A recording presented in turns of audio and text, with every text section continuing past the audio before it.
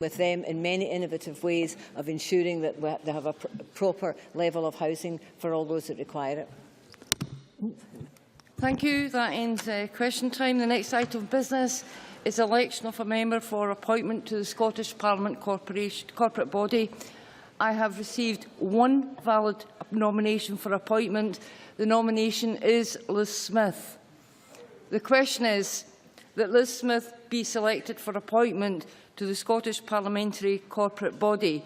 Members should press yes, no or the abstain button. Now.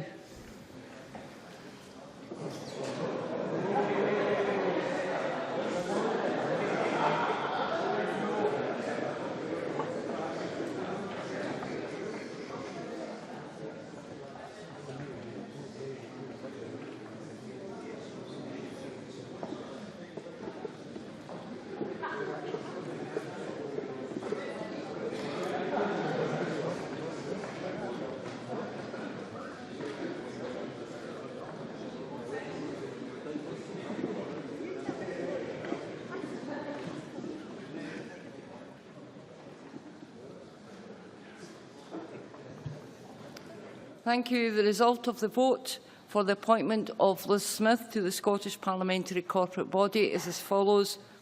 Yes, 98. No, 0. There were 2 abstentions.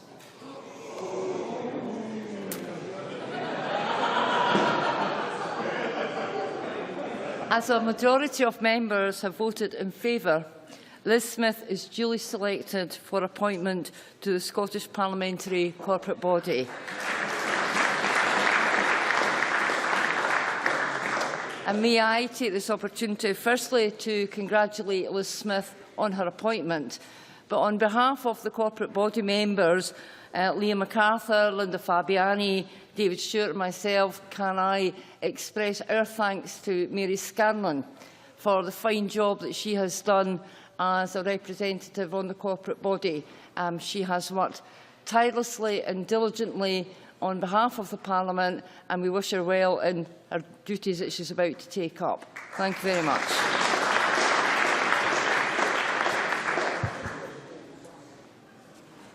We now move to the next item of business, but I'll give a few moments for people to resume their seats.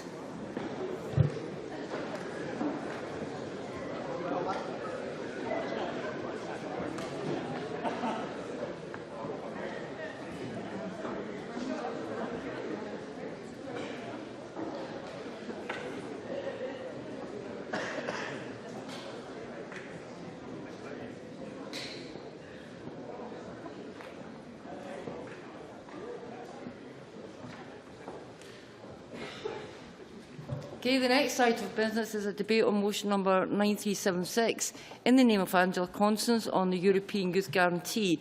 Members who wish to take part in the debate should press the request to speak buttons now. And if I can say at the outset that there is sufficient time in hand for members to take interventions, and the presiding officers will, of course, allow additional time if you do so. I now call on Angela Constance to speak to and move the motion. Minister, you've got 13 minutes. Thank you, Presiding Officer. I'm very pleased to have the opportunity to open this debate on the European Youth Guarantee. As we've seen from the labour market statistics over the past few months, there is no doubt about it that tackling youth unemployment remains one of the biggest national challenges that we face in this country today. And 6 months from today, the people of Scotland will have their say on the constitutional future of our country, and they will decide if the decisions on issues such as the Youth Guarantee are better made by the people who live and work in Scotland. And between now and September, we all have a duty to set out our vision for the future of our country. And this is a historic decision, and it is right that we have a robust debate on the issues that concern all of us. Our young people have a critical role in securing long-term sustainable economic growth, and I hope that this debate offers an opportunity for us to develop a cross-party, cross-government consensus, at least in Scotland, on developing a positive vision for our young people. In January 2013, I expressed my support for the principles of the European Commission's Youth Guarantee, which would provide young people with the support that they need to progress to employment within 4 months of becoming unemployed and offer job, apprenticeship, traineeships or a place in education. And this is a bold vision, but it offers a compelling vision of how we could align the delivery of existing services and use domestic and European funds to develop new solutions to support young people. And I remain absolutely convinced that early intervention is vital if we are to avoid young people becoming long-term unemployed. It would surprise me and, I believe, be unacceptable to the people of Scotland if this Parliament adopts a less ambitious vision for our young people than some other nations are committed to deliver currently. Are our young people less deserving than those in Finland, Denmark or the Netherlands? Are our young people less able or less ambitious than their fellow European citizens, such as in the Czech Republic? Well, my answer to that, Presiding Officer, is most certainly not. Or are we so set in our ways, so aligned to party loyalty or lacking in ambition to develop the partnerships that will drive the delivery of the guarantee that our young people deserve? And I most certainly hope not. It is clear from other countries that have adopted the guarantee that aligning employment, skills, benefit and taxation policy is crucial if we are to improve how we tackle youth unemployment and inactivity and to improve education to work transitions. And that's why I'm keen to engage with the Westminster Government and indeed others to persuade them of the value of developing a more positive offer for our young people and indeed to present the merits of the European Youth Guarantee. Jenny Mara. For giving way, Presiding Officer. She presents a very robust welcome of the European Youth Guarantee in her opening remarks. But this is not shared right across the SNP because her MEP, Alan Smith, was quoted as saying in the European Journal, "The Youth Guarantee scheme sounds good, but it's window dressing. It allows MEPs to go back to their constituencies and say, Youth Guarantee Scheme, look what we've done." Is it not the case that the SNP are a little ambiguous about this, but really got behind it when they realised they could use it as a constitutional issue?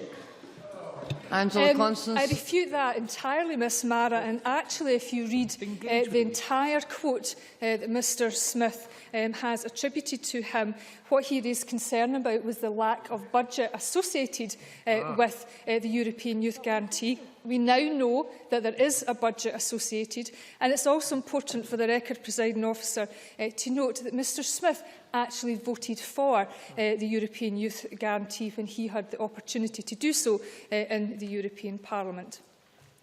Now, Presiding Officer, the UK Government states that it supports the aim of the Youth Guarantee, which is to reduce youth unemployment, but it does not support its adoption in the UK. And this is disappointing because without the powers over tax, benefit and employment, we cannot fully deliver the terms of the Youth Guarantee.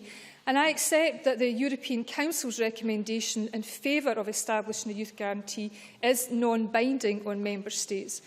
But against a backdrop of the Prince's Trust Youth Index report that 40% of unemployed young people say that they have faced symptoms of mental illness, and that 21% of long-term unemployed young people believe they have nothing to live for, surely we have to continue our efforts to persuade and encourage the Westminster Government to change its position.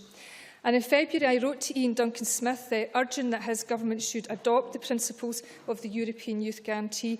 And last month, I also wrote to the Shadow Secretary Rachel Reeves seeking Labour support for the European Youth Guarantee, following a very public spat between herself and Ian Duncan-Smith. And in both letters, I suggested that the European Youth Guarantee offers a solid base on which to build a cross-government, cross-party and long-term plan to tackle youth unemployment. And although, Presiding Officer, precise figures cannot be calculated until each Member State has defined exactly how it will implement the scheme, researchers rate the benefits of the European Youth Guarantee much higher than the costs. But the costs of not acting are, of course, staggering, and we should consider the Youth Guarantee as an investment in our young people. And Eurofound, the European Foundation for Living and Working Conditions, has estimated the economic loss in the EU of having millions of young people out of work or education or training at over €150 billion in 2011 alone. And that doesn't even take account of the long-term costs of unemployment to the economy, to society and to the individual concerned, such as the increased risk of future unemployment and poverty. The UK Government cites the fact that over 80% of 18 to 24-year-olds flow off job seekers' allowance within 6 months, as evidence that it would not be cost-effective for the UK to implement a 4-month guarantee. It believes that the work programme and the youth contract are better suited to the national circumstances faced by young people in the UK. Now, I do not dispute the offload figures, but I believe that failing to intervene at 4 months or earlier represents a missed opportunity for young people that need a helping hand. Surely it cannot be cost-effective to wait 6, 9 or 12 months to support young people who need that help the most. And the last point is an important one, because the Youth Guarantee does not ask that all young people receive the same level of support. Its purpose is to ensure that no young person is left behind and that young people can access the level of support that they need to move to a positive destination, such as job, apprenticeships, traineeships or a place in education. And interventions will vary from careers advice for those who just need information all the way through to very tailored interventions that tackle some of the very serious barriers to employment faced by some of our most vulnerable young people. And it is that second group who had been let down by current arrangements. I do not think it is acceptable. I know it is not cost-effective to play a numbers game by waiting before we offer help to those who need it most. The increasing numbers of young people moving to long-term unemployment is evidence of that flawed logic. Now, Presiding Officer, I believe that elements of our offer to young people delivered in partnership with local authorities, community planning partnerships, national delivery organisations such as Skills Development Scotland and a large number of third sector groups are already consistent with the EU Youth Guarantee.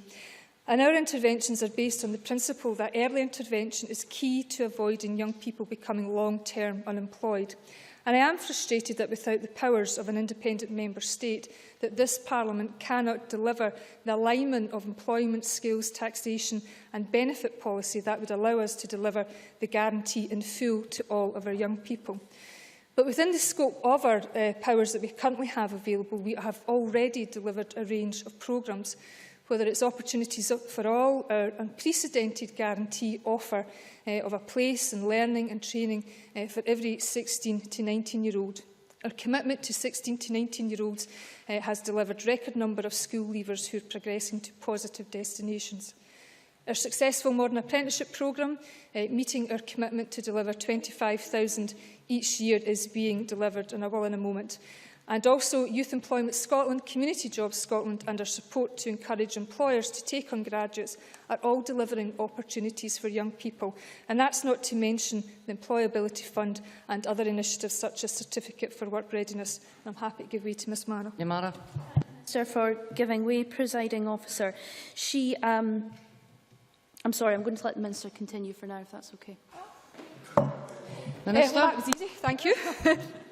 I think the point I was trying to make, Presiding Officer, is that key to our interventions is that we are targeting young people early and before they drift into long-term unemployment. We have longer-term measures such as Curriculum for Excellence, reforms of the college sector and our support for university graduates are all with a view to better prepare young people for the world of work. And the Commission for Developing Scotland's Young Workforce will offer a framework, I believe, for creating opportunities for work experience for young people and a real focus on ensuring that young people don't disengage early from education and that they embark on pathways which link closely with labour market demand. Now, this Government is committed also to use the £74 million of European Youth Initiative funding that will be available to us. And we want to use that resource to make a real difference in south-western Scotland. And this funding is allocated to regions across the EU where the unemployment rate for young people is above 25% as at December 2012. And the funds will support individuals between the ages of 15 and 29 who are currently inactive or at risk of not moving to education, employment or training. And to unlock this funding, we need the UK Government to finalise a partnership agreement with the Commission.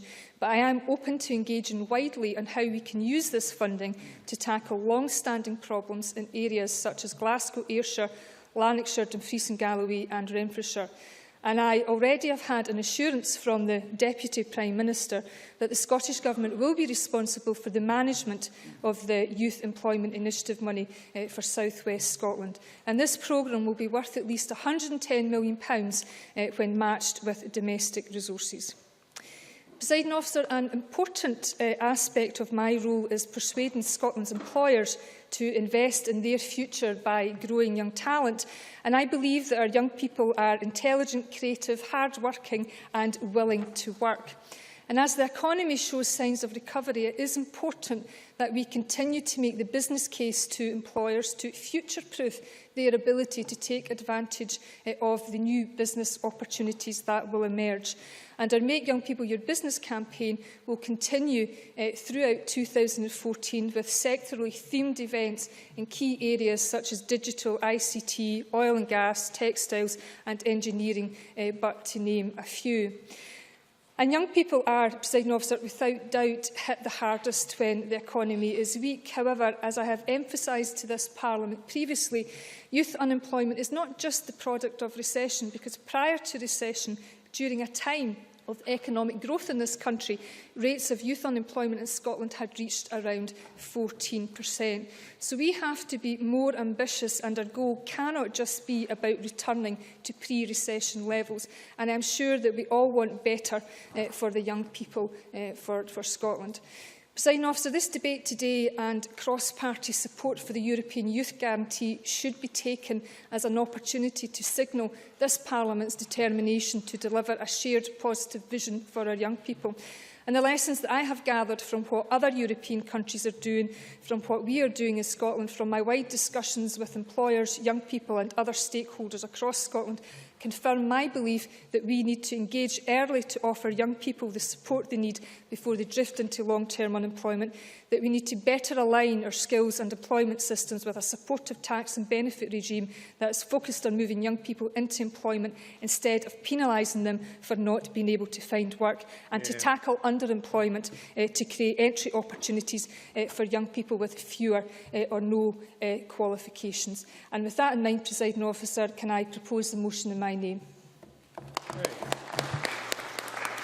Thank you, Minister. I now call on Jenny Mara to speak to and move amendment number 9376.2. Ms Mara, you've got 9 minutes. Thank you, Presiding Officer. The European Youth Guarantee began as a campaign by the Party of European Socialists, of which we are a member, back in May 2012. That was 1 year after the IMF stepped in to bail out the Greek economy with a loan of over €100 billion, and just 1 month before Spain would agree its bailout too.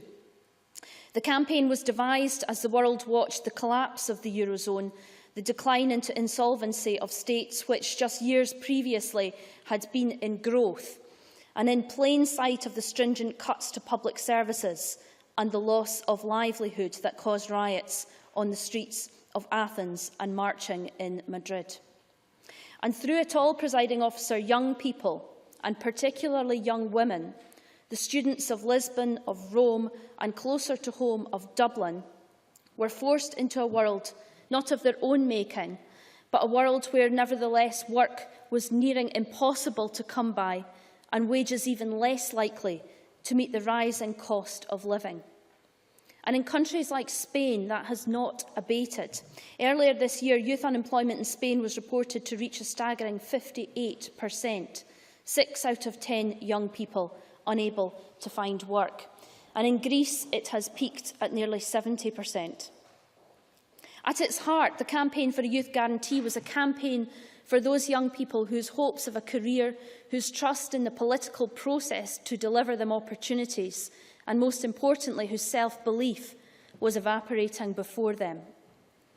Scottish Labour, UK Labour and indeed socialist parties from across Europe came together and voted to support the Youth Guarantee because we saw the long-term risk to our individual economies of a generation of European young people out of work, students and school leavers. As the EU itself states, the Youth Guarantee is not a jobs guarantee. Instead, it is a commitment to re-engage young people in work or education with the shortest possible delay, as the Minister said. To fund the guarantee, states are urged to make use of the European Social Fund, and there has been a further €6 billion set aside for Member States where youth unemployment rate is above 25%. Presiding Officer, I want to challenge some of the assertions of the Minister today, that without the full powers of independence that we cannot deliver jobs and opportunities for young people in Scotland. Yes. Thank Minister. you. Just for the record, I think what I said in my opening remarks that we could not deliver in full the European Youth Guarantee without the full range of powers over personal employment services, Job Centre Plus, the economy, tax and welfare. But I'm just wondering, is Ms Mara giving her unreserved support to the European Youth Guarantee today? Jenny Mara, and time can be reimbursed for interventions. Presiding Officer, we absolutely support the Youth Guarantee. I thought I'd been quite clear about that so far, but I will maybe go on to reassure the Minister further, because I believe that we have the infrastructure, the powers and, more importantly, the responsibility to do it better right now. We have control over our education system, the single biggest driver of a skilled and balanced workforce. A skills body in Skills Development Scotland that has the power to ensure that every young person is afforded an opportunity. A body in Scottish Enterprise dedicated to growing Scotland's economy, building businesses and creating job opportunities. In short, control over the most powerful tools in the box to deliver outcomes for young people. But tools, Presiding Officer, we are not using to their full potential. In education, colleges are facing an 11% reduction in funding, amounting to over £62 million in cuts by 2015. 80,000 part-time places gone since 2007, courses cut, teaching budgets cut. What hope do we have of offering young people a place in quality education as envisaged by the EU Youth Guarantee if we are making such drastic cuts to the education system? The EU Youth Guarantee, Presiding Officer, prioritises those up to age 25. But we know the Scottish Government's priority is to focus on 16 to 19-year-olds. But even within this age bracket, we are not giving all young people the opportunity they were promised. Skills Development Scotland, having lost 17,000 young people from the system in April last year. Yes. Officer, I think it's important that Ms Mara acknowledges that there's a very small proportion of young people that we don't know their current destination, despite the best efforts of Skills Development Scotland. That is not the same as young people being lost. And is it not about acknowledging the importance of monitoring and tracking and the post-16 reform bill, which will help us track, monitor and support young people better? Jenny Mara. Presiding Officer, I feel that one person lost is one person too many. And if this government is going to guarantee these opportunities to all young people between 16 and 19 years old, it is simply not good enough that 17,000 people have been lost in the system since April last year. By December, they had only recovered 2,000, leaving nearly 15,000 young people lost from the system, while another 5,500 were left looking for a job. How can we meet the 4-month target for every young person under 25 if it would take Skills Development Scotland 5 years to find all of the lost 16 to 19-year-olds only? And when we look to the spread of apprenticeship opportunities, who are we offering them to? We find that only 2% of construction or engineering places go to women. Only 2%. Less than 0.5% go to disabled people. And less than 2% go to ethnic minorities. And just last week, Audit Scotland report noted concerns about the lack of clarity around the long-term benefits to young people of Scotland's apprenticeship programme. Yes. Minister. I think for the record, Ms Mara should acknowledge that the Audit Scotland report acknowledged the huge achievements of the modern apprenticeship programme. And just, for the sake of clarity, the purpose of the apprenticeship programme is largely, but not exclusively, to get young people into work and to help them develop skills in work. And its success is demonstrated by the 80% employment rate of people with an apprenticeship qualification. Jenny Mara. I thank the Minister for her clarification. I know what the purpose of an apprenticeship is, thank you. But the Audit Scotland report said that it had doubts about the long-term benefits. And I think that's something that the Minister, instead of just refuting the point, would actually be better to read and to address. Just this morning, Presiding Officer, the Infrastructure Committee considered amendments to the Procurement Reform Bill from my colleague Mary Fee that would have enabled the Scottish Government to ensure that 5% of a contracting company providing services to the Government are apprentices. Yet the SNP members in this Parliament just this morning voted this amendment down. I've taken a few interventions, thank you. I've taken 3 or 4 interventions already. Please. Order, please. Jenny Mara. Well, I would ask Maureen Watt to say if the SNP actually didn't take that position. Maureen Watt. I thank Jenny Mara for giving way so that I can clarify the position. If she reads the official reports and listens to what the Cabinet Secretary said on this, in fact, that the Labour amendment would constrain companies from employing more apprentices rather than encouraging them. Jenny Mara. I think if the SNP were completely committed to this, they would have voted for it this morning. Presiding Officer, it is easy to blame others for your own failure, but it isn't good enough. It isn't good enough for young people in Scotland who are looking towards the Government for help now. Alistair Allen may laugh, but these 15,000 lost young people are not laughing. The Scottish Government needs to accept responsibility for the powers it has and the choices it makes in key areas of youth employment, education, our skills bodies and our apprenticeship system.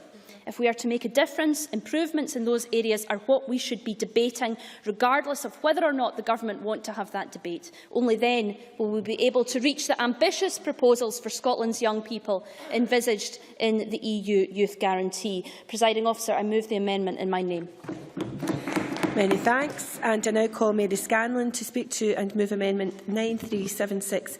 Around 7 minutes, Mrs Scanlon. Thank you, Deputy Presiding Officer, and I move the amendment in my name, in case I forget later. We actually had a very good meeting this morning. I noticed my colleague James Dornan is in the chamber, but we had a very good meeting with the Auditor-General on modern apprenticeships in the Audit Committee this morning.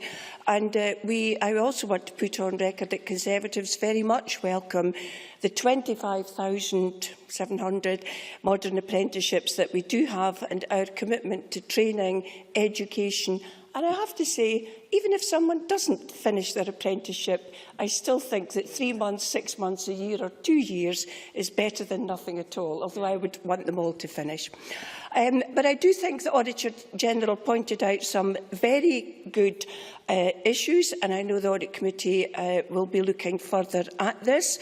And I think the point that Jenny Mara made, that fewer apprenticeships are now in the Scottish Government's economic growth sector, and I would certainly like to see more apprenticeships towards the growth sector. I think another one with a background in training and education that I thought was very important, and I'm sure the Minister will take it on board, is a review of training providers. We all know what our colleges do, but in the training sector, private, charitable, etc., there are a range of different training providers, and I would certainly be very pleased to see a review to make sure that they are all offering a high standard of training. I think the existing measures the Auditor-General highlighted do not focus on long-term outcomes such as sustainable employment. And I think that's also something that's very constructive. I think it's something that we can learn from, and I think it can improve the apprenticeship training overall.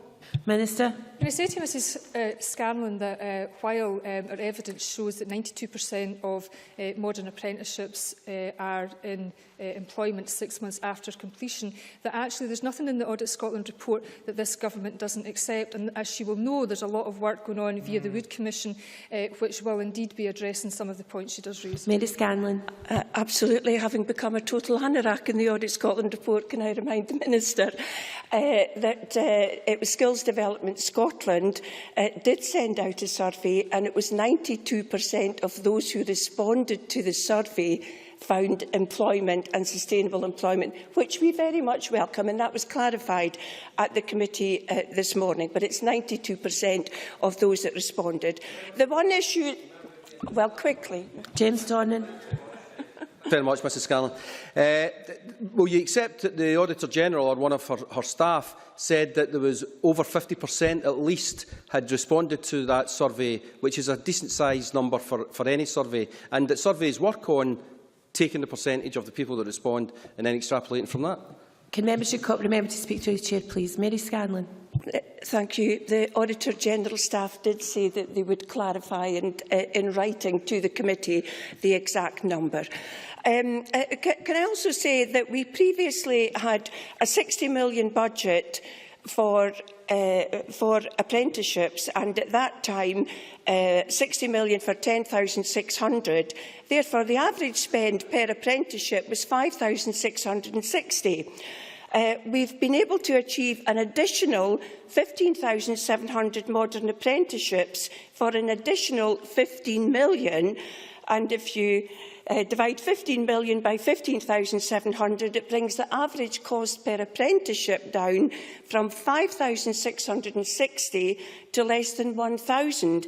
Now, I do appreciate that there are more level 2s, and I also appreciate that the modern apprenticeship has replaced the Skills Seeker scheme, which I'm familiar with from my background, and I'm sure others are. So I look forward to the information from Skills Development Scotland and from the Auditor-General as to how many people were transferred from the Skills Seeker scheme to what is now known as modern apprenticeships. But at the end of the day, what I want, and we all want, is more people receiving the training. I have to put on the record that I'm pleased to hear that the Minister is working with the UK and working together in the EU Youth Employment Initiative. Presiding Officer, youth employment is a challenge of our times. It threatens economic health, social well-being, and it's been estimated that it will cost the UK economy over £28 billion, and that doesn't even begin to address the human cost. I think I'll sort of move on quickly, given that I've taken some interventions. Well, I can give you your time back for interventions. Thank you, I appreciate that. I just wanted to say some words about well, first of all, that the Scottish Government does already run education in conjunction with Skills Development Scotland, so there are significant powers here in order to achieve more training, more education, more access to employment. But I would like to look at the UK Government and the European Youth Guarantee and the other measures that have been undertaken and how Scotland compares. As the Employment Minister, Mark Holborn, made clear, the UK Government does not believe that an all-encompassing work or training guarantee after 4 months is either cost-effective or in keeping with traditional strengths of UK market and flexibility. And while I agree entirely with the aims of the European Youth Guarantee, it is perhaps best viewed as a response to particular challenges, some raised by Jenny Mara, by several underperforming Eurozone countries. Jenny Mara mentioned Greece. I could equally say Italy, which has a youth employment rate at 42%, compared to the UK and Scottish levels, which I'm pleased to say are both now down below 20.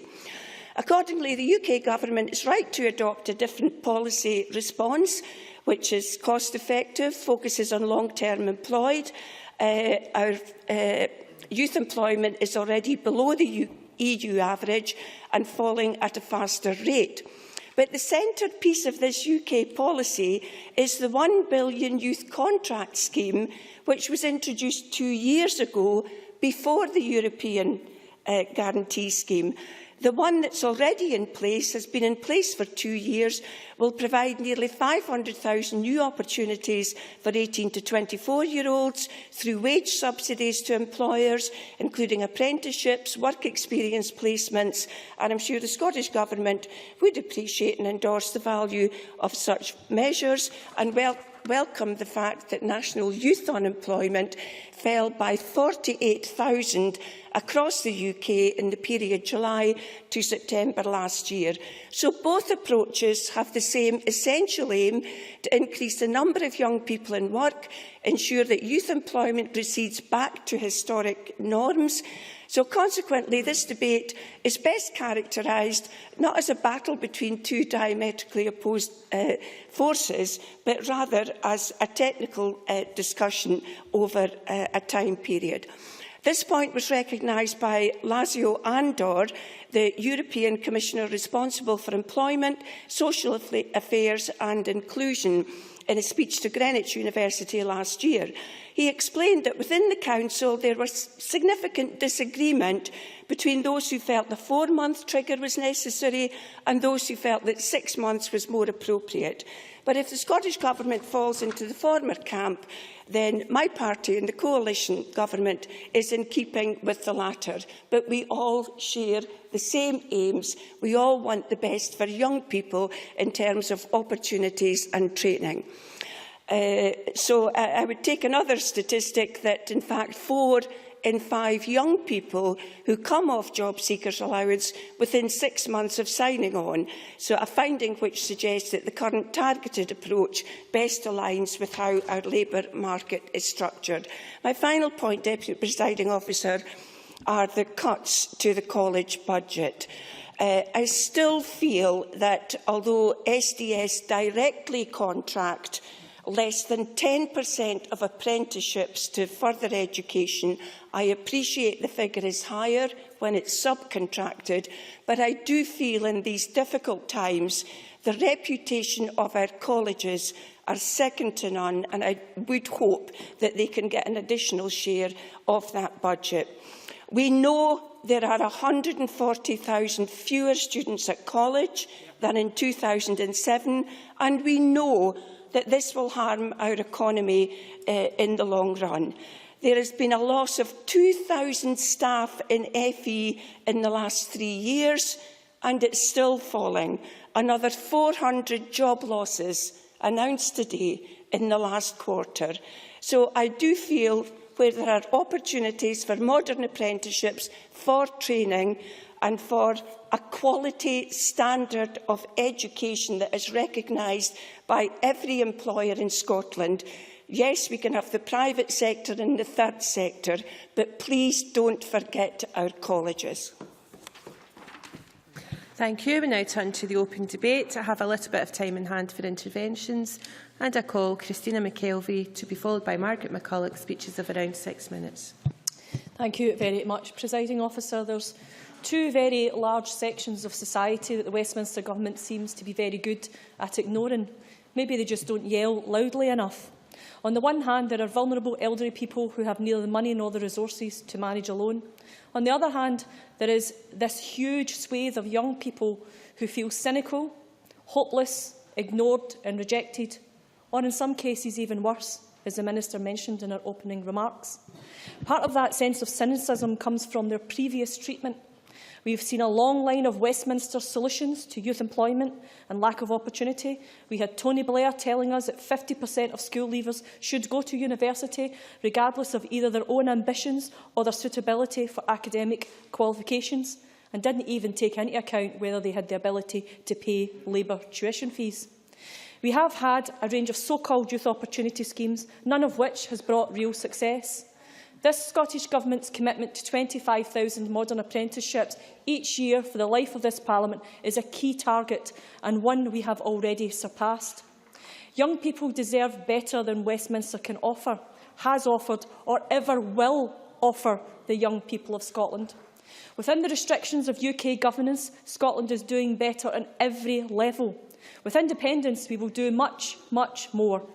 We have already established opportunities for all, a commitment to offer a place in learning or training to all 16 to 19-year-olds not already engaged. And I do welcome the Minister's commitment to working with Westminster on this matter in particular. Ms Mara, the Youth employment is not some insurmountable wall. I'm not going to take an intervention from Ms Mara because you can't get her facts right. Meeting the needs and ambitions of young people as they leave the education system is about recognising them and listening to them. Maybe some members should try that. That is why the European Youth Guarantee approach is significantly different. Its mission is to get under-25s a good, quality, concrete offer of either work or continuing education or training within 4 months of leaving formal education or becoming unemployed.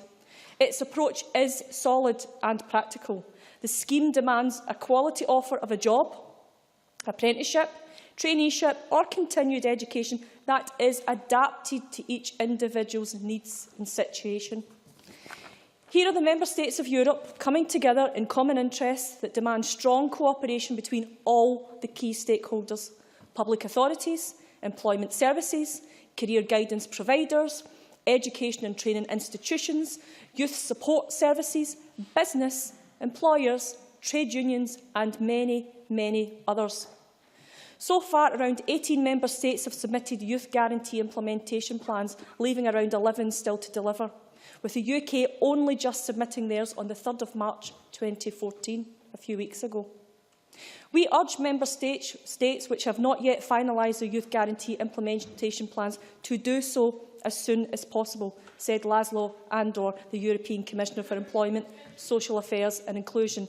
Leaving young people without help damages their life prospects as well as Europe's economic potential and social cohesion. It is in each Member State's interest to act swiftly.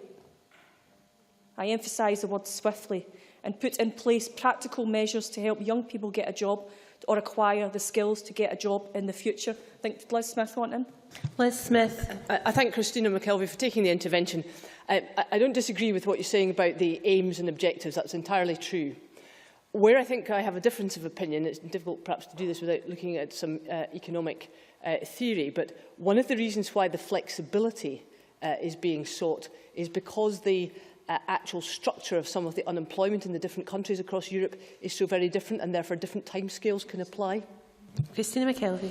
I do agree with that, but I do think, as usual, Westminster's dragged its feet on this, and I think, we should be asking the question, why have they taken so long? Westminster and the government at Westminster tell us over and over and over again that they're always been in a better situation than some of the countries in Europe. Some of the countries in Europe are surpassing us now on all of these measures. What has taken Westminster so long?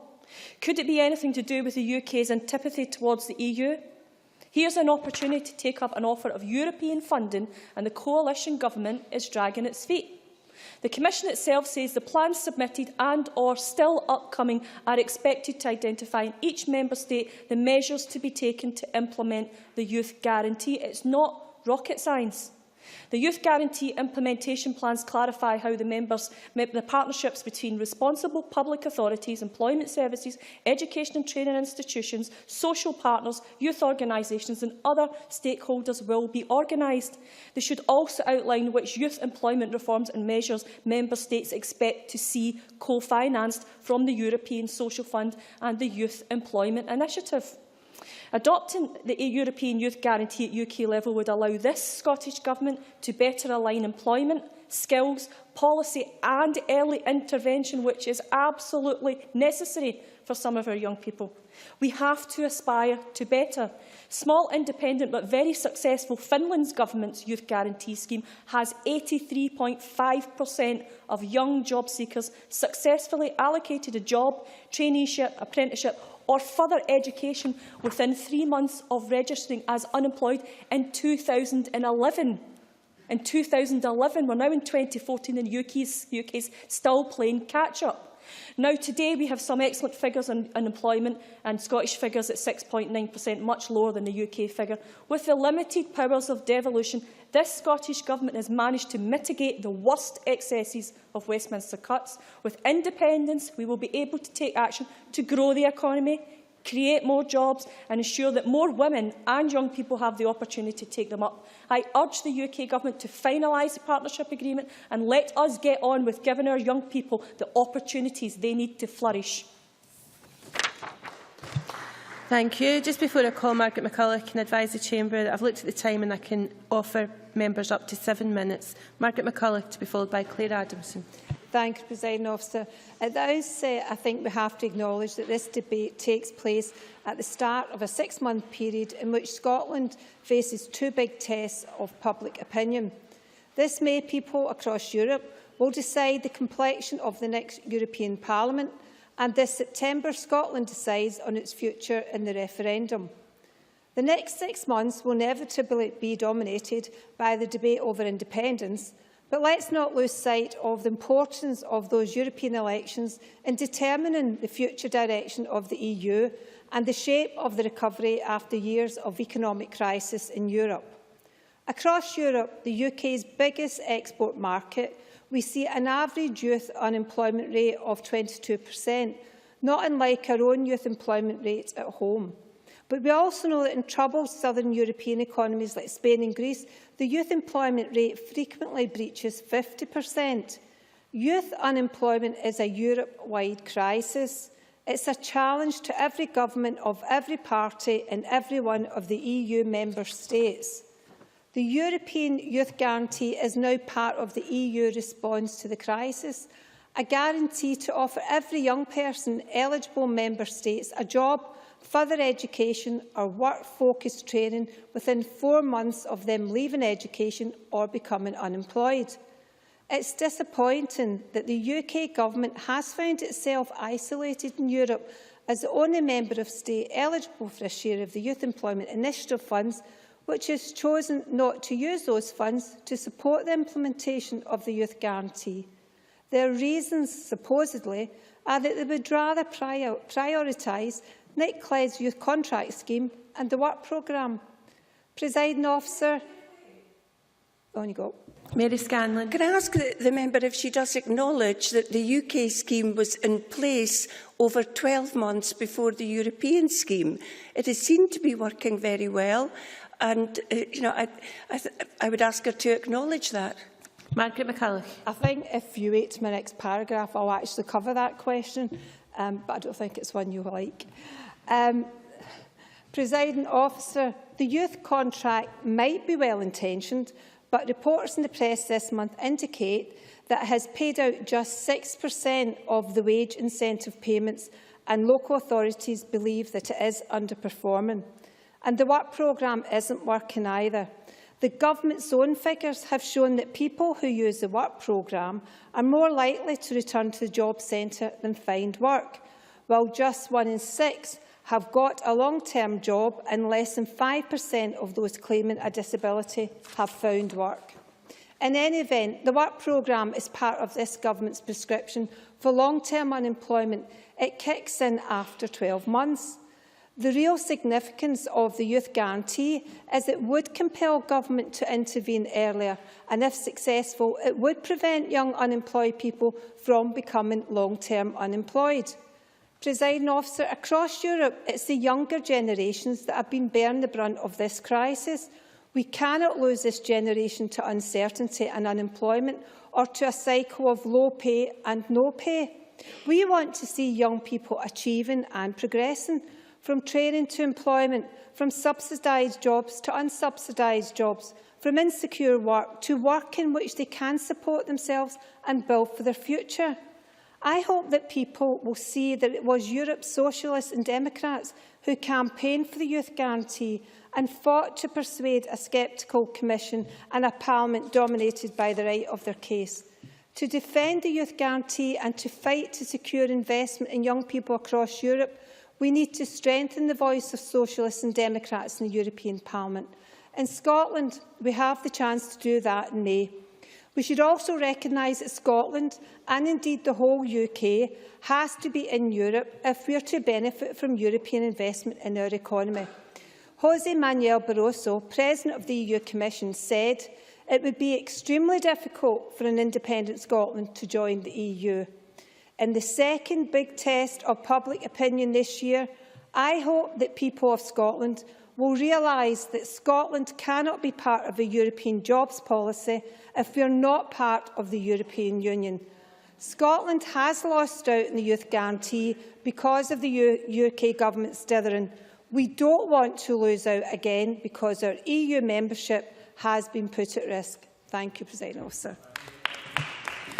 Thank you. I call Claire Adamson to be followed by Ken McIntosh, and I should also say that on top of the 7 minutes that I can give to members, there is time for interventions. Thank you, Presiding Officer. When I was at school-leaving age, the country was in recession. And while I was lucky enough to attend college and attain a degree, many of my friends faced the same dilemma that young people have today. Then the options were very limited, with the Youth Opportunity Programme introduced by Labour and continued by the Conservatives as the only option in a de-industrialising Lanarkshire. And many of my friends became yoppers. But, Presiding Officer, we have come a long, long way since then. And although many of our former industrial and mining communities are still struggling with the devastation from over 20 years ago, I do believe that Scotland, I do believe the UK, but particularly the European Union, have recognised the specific problems and issues that impact on youth unemployment. Ms Mara mentioned that we have lost young people in the system. It's just a pity that when More Choices, More Chances was introduced by the Liberal coalition in this Parliament in 2006, in a much healthier economic climate, that the money that was given to local authorities then to tackle the problem of those not in employment training or sort of the NEET problem, I don't like using that word, so I have to use it, that no measures were put in place in that time to measure the effectiveness or to track the outcomes for the people to whom that money had been given to make a difference. So I'm very glad that it's this government in the Post-16 Education Bill that had introduced the process that will let that happen. I'm extremely pleased that the Scottish Government is focusing on early intervention principles. The Scottish Government is boosting employment and economic opportunities for young people, and it is to be mentioned that for the second year running, we're surpassing our targets for providing 25,000 modern apprenticeships. It's disappointing that up until this point, the UK Government has failed to adopt the European Union's Youth Guarantee, which could help to take us so much further. And while the defence of that position is based on 80% of job seekers being off the scheme in the UK within 6 months, the long-term positive destinations for those young people is not being analysed. And this is despite the success of the Finnish Government scheme, as detailed in the Eurofound evaluation Youth Guarantee Experiences from Finland and Sweden from 2012. This report specifically mentions as a strength in the scheme the early intervention, and it says that immediate action is particularly important as the intervention takes place before the disengagement of the young people. And this makes the UK Government's approach of not taking up the European Youth Guarantee all the more difficult to accept. If I could turn to the Labour amendment today, they would suggest that in some way perhaps our colleges aren't focused on skills and linking into industry. But the Scottish Funding Council's statistical publications show that in the last term of the Labour Government, there were 206,594 people enrolled in courses that were not recognised qualifications. Yes, I'll take an intervention. Jenny Mara. Recognise that one of the most successful job schemes was the Future Jobs Fund, instigated by a Labour government in Westminster. One of the most successful that we're told from businesses and colleges and employment agencies across this country. Claire Adamson. Wasn't successful enough to track the outcomes of the young peoples that were more difficult to disengage, that were disengaged from the process. If I can repeat, 206,594 people were enrolled in qualifications that were not recognised. 67,000 of those being for courses of under 10 hours. By last year, this had fallen by 68% to 87,834. For me, that is a focus away from non-recognised qualifications and short-term programmes to employability and work-based skills programmes, and it represents a move forward for our colleges. And despite what the opposition would have us believe about commitment to women, the Scottish Funding Council's baseline report published this month shows that while only 26,986 women were on full-time Scottish Funded Council-funded courses under Labour's last administration in this Parliament, today 30,372 places have been taken up, full-time places, by women in the last year. And no, sorry, I'm already taking an intervention. And we recognise that consistently women are the majority of full-time students in our colleges. So we have 3,386 more women in full-time courses than in the last term of the Labour government. I'm also quite disappointed in the gender segregation that Labour have raised in an amendment today. Of course, we had a very good debate about this inequality last week. I'm disappointed because gender segregation is an issue across all sectors, and while we have to tackle some of the differences in engineering, we should also be looking at areas, particularly in the care sector, where women are overwhelmingly the majority taking up those positions. And if we are truly to achieve equality, we must challenge gender segregation in all job areas. And can I say, as a former IT professional, that I welcome the gender differential in this year's report is only 4%. That is an incredible improvement on when I studied many years ago. Presiding Officer, sometimes the opposition would have us believe that in some way our colleges have abandoned the communities like my own in Lanarkshire and other areas in my region that have been most affected by unemployment and deindustrialisation. Last year, the Scottish Funding Council produced a table showing the hours of learning per head of population by local authority. There is a Scottish average, and there are 10 local authorities that perform above the Scottish average in terms of the hours per head of the local authority population. Those include 9 of the areas of top deprivation: North Ayrshire, Inverclyde, Glasgow City, East Ayrshire, Fife, West Dunbartonshire, Dundee City, North Lanarkshire and Clackmannanshire, all providing more hours of learning per head of population than the local authority.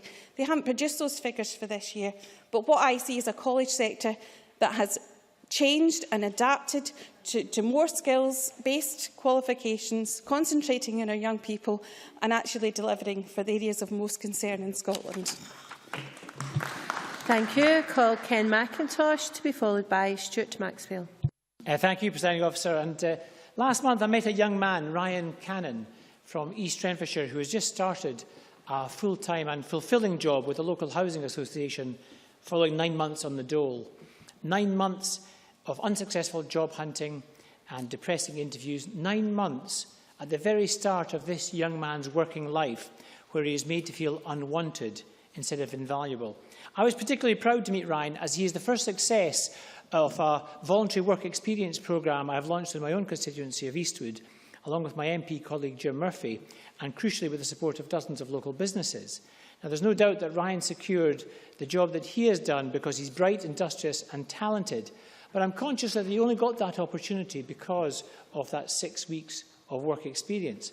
If we can help young people like Ryan in one constituency with a voluntary work experience programme alone, just think what we could do, the difference we would make across the whole country with a properly resourced youth guarantee programme.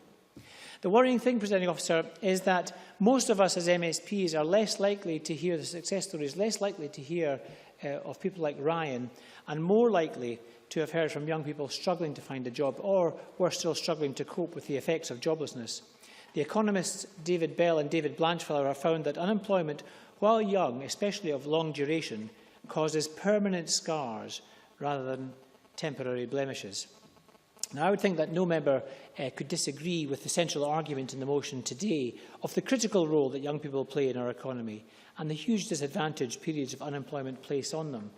On the Youth Guarantee Scheme, I want to make common cause with the SNP in this and repeat what I've said in previous debates, in fact as recently as last month, that the UK Government should implement this policy now and unlock the millions of pounds of funding that is available via the EU to support such schemes. Although it has been good to see a fall in overall joblessness in recent months, unemployment amongst young people in Scotland still stands at about 1 in 5, and it remains a hugely worrying issue, not just here but across most European economies. Long-term youth unemployment continues to rise. The latest figures show the number of people aged 18 to 24 claiming job seekers allowance for over 24 months is increasing. And whilst economic inactivity amongst this group declined very slightly in the last quarter, it has been steadily rising over several years and remains significantly higher than pre-recession levels. The Youth Guarantee, as was highlighted earlier by my colleague Jenny Mara, was in fact a Labour initiative and has now been approved with a starting budget of more than €6 billion. It will give young people a guarantee of work, education or training, and unfortunately the Tory government doesn't seem to share our sense that this is a priority. Now, although Labour and the SNP can agree on the importance of this programme, it is also worth repeating, as Ms Mara did, that the Scottish Government is not exactly powerless when it comes to implementing some of the elements of the guarantee, particularly around colleges, skills and work experience.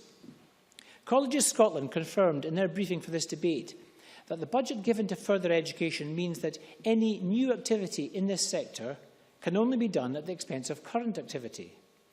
Last week, figures showed that 80,000 fewer women are at college since the SNP came to power. In fact, the number of students studying at college fell by a further 19,000 last year, adding to an already deplorable cut of 140,000 students since 2007. That's 140,000 fewer Scots, many of them young people, who are missing out on a college place because of decisions made by this government.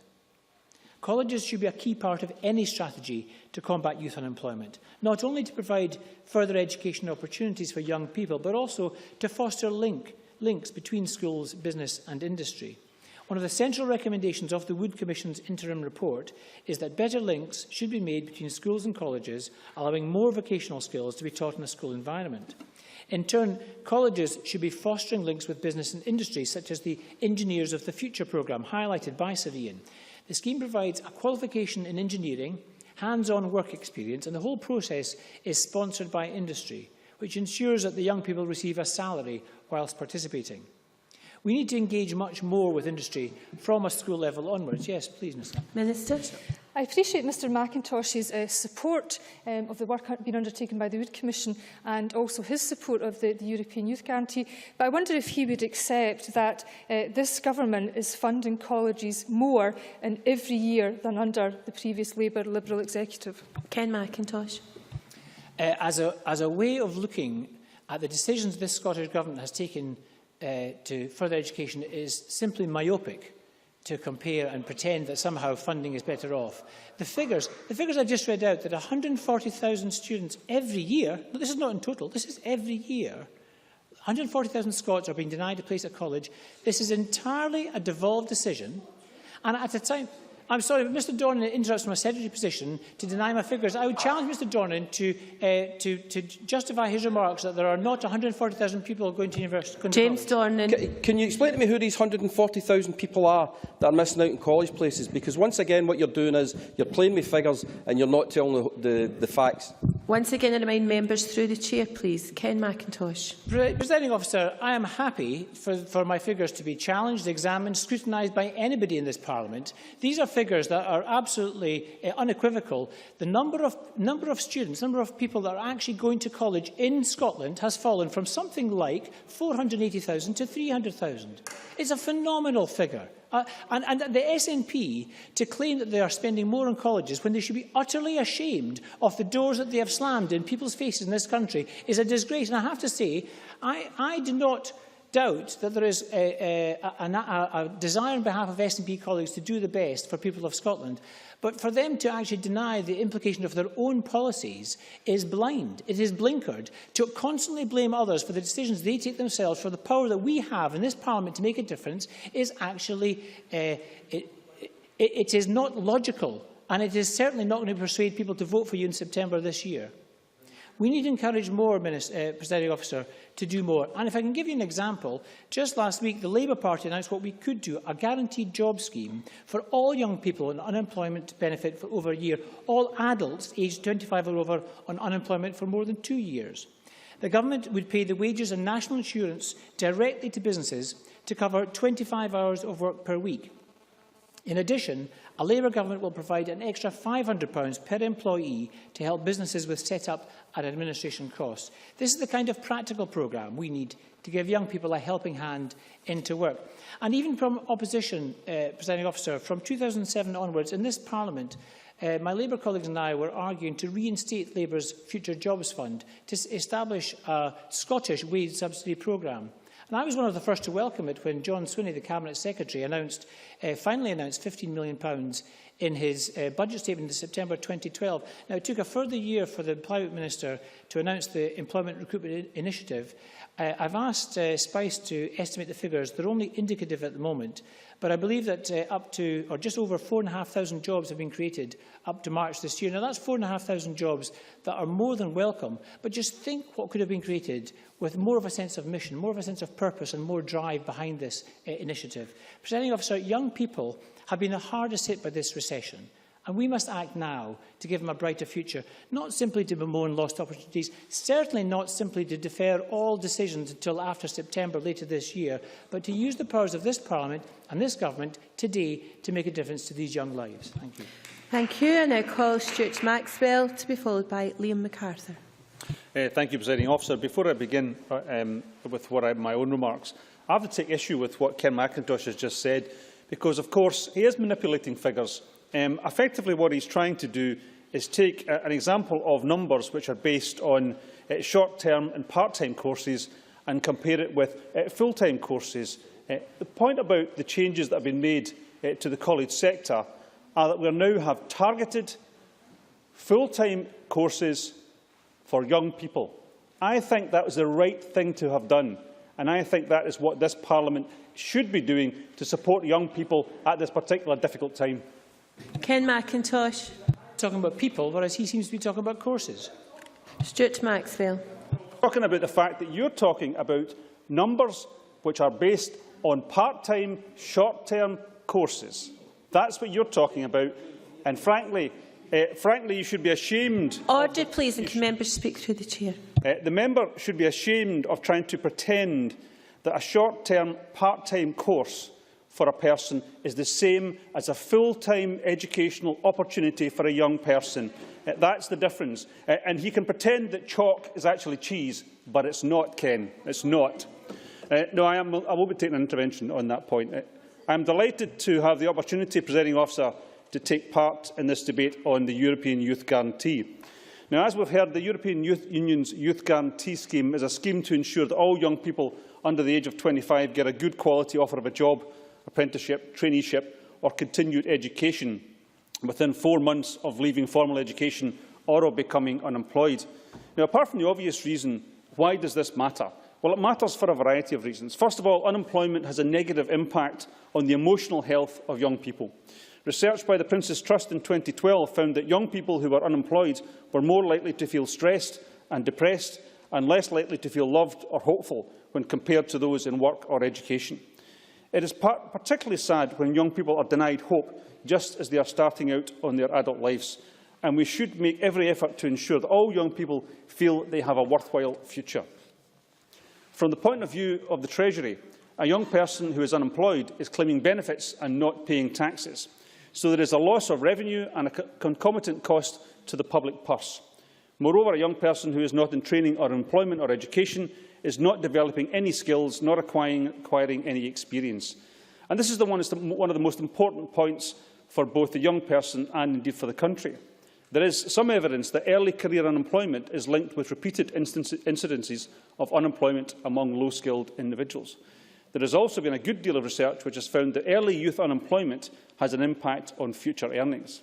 Indeed, research by Gregg and Tomney found out that youth unemployment does indeed impose a wage scar upon individuals in the magnitude of 12 to 15% at age 42.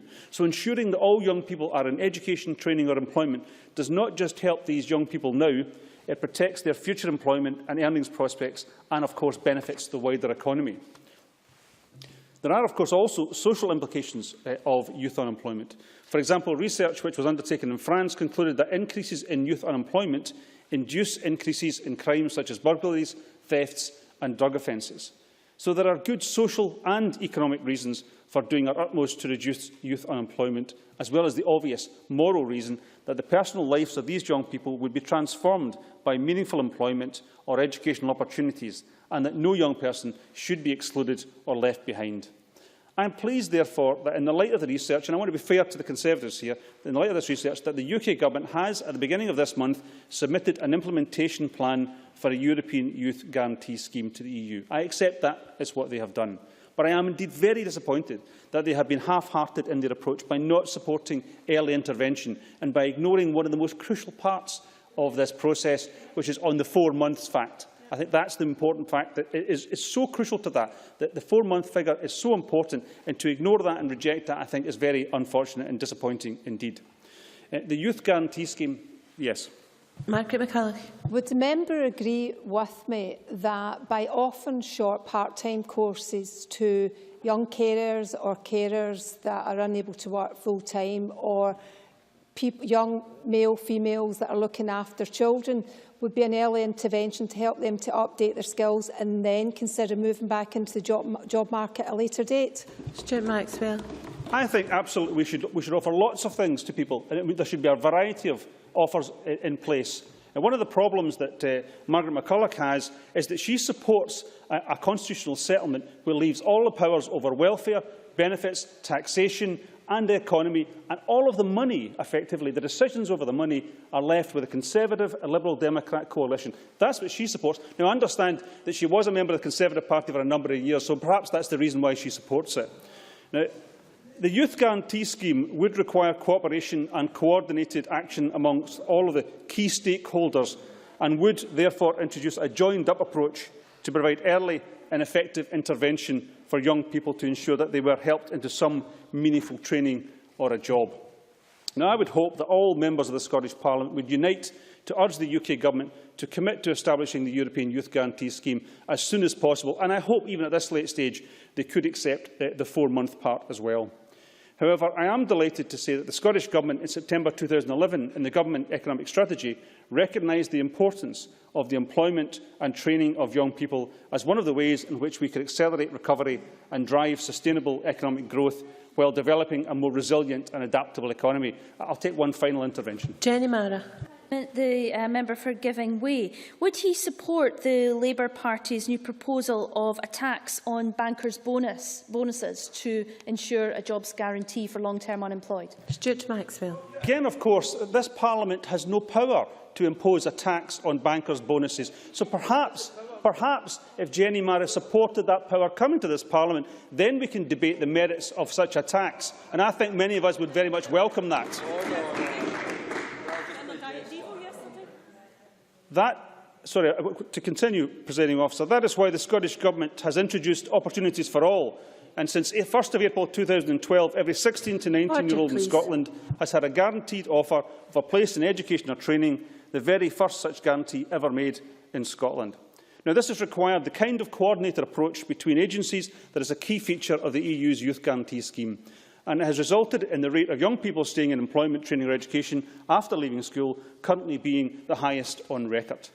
In fact, the proportion of young people from publicly funded schools who are in learning, training or work 9 months after leaving school has increased from 85.2% in 2010-11 to 89.5% in 2012-13. That's a tremendous achievement. It's not enough. We must go further, but it is a tremendous achievement, particularly during a period of a very challenging economic climate. But in order to achieve this, the Scottish Government has marshalled over £125 million from the 12-13 to 14-15 budget to secure young people towards and into work. This has included the £30 million Opportunities for All funding between 2012 and 2015 to fund our commitment to young people, £1 million to the Prince's Trust in 2012-13 to offer loans to young entrepreneurs, and £5 million to support up to 2,500 young people into opportunities linked to major cultural and sporting events, amongst other funding.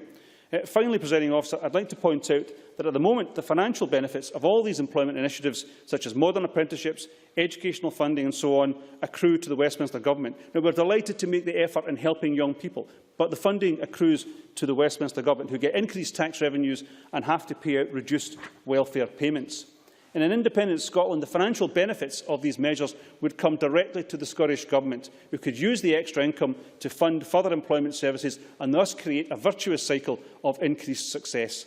Now, I know that employment services in an independent Scotland would be built on an early intervention principle, which would seek to ensure that young people are helped into some meaningful work or training before they become long-term unemployed, with all the adverse consequences that brings for the individual and for society. Presiding Officer, yet again it's clear that it is only with a yes vote in the referendum that Scotland can gain all the powers necessary to ensure we succeed in creating a country that provides real and sustainable opportunities for all of our young people. Thank you. Colleen MacArthur, to be followed by Richard Lyle. Thank you, Deputy Presiding Officer. I welcome the opportunity to participate in this debate and thank the Minister for bringing it to the Chamber. I acknowledge once again her personal commitment to tackling issues around youth unemployment and believe her appointment was a positive step in addressing a problem we all recognise requires consistent, collaborative and sustained action, even if, in keeping with many of our colleagues, too much of her own remarks earlier this afternoon were taken up with a bit of a constitutional whinge.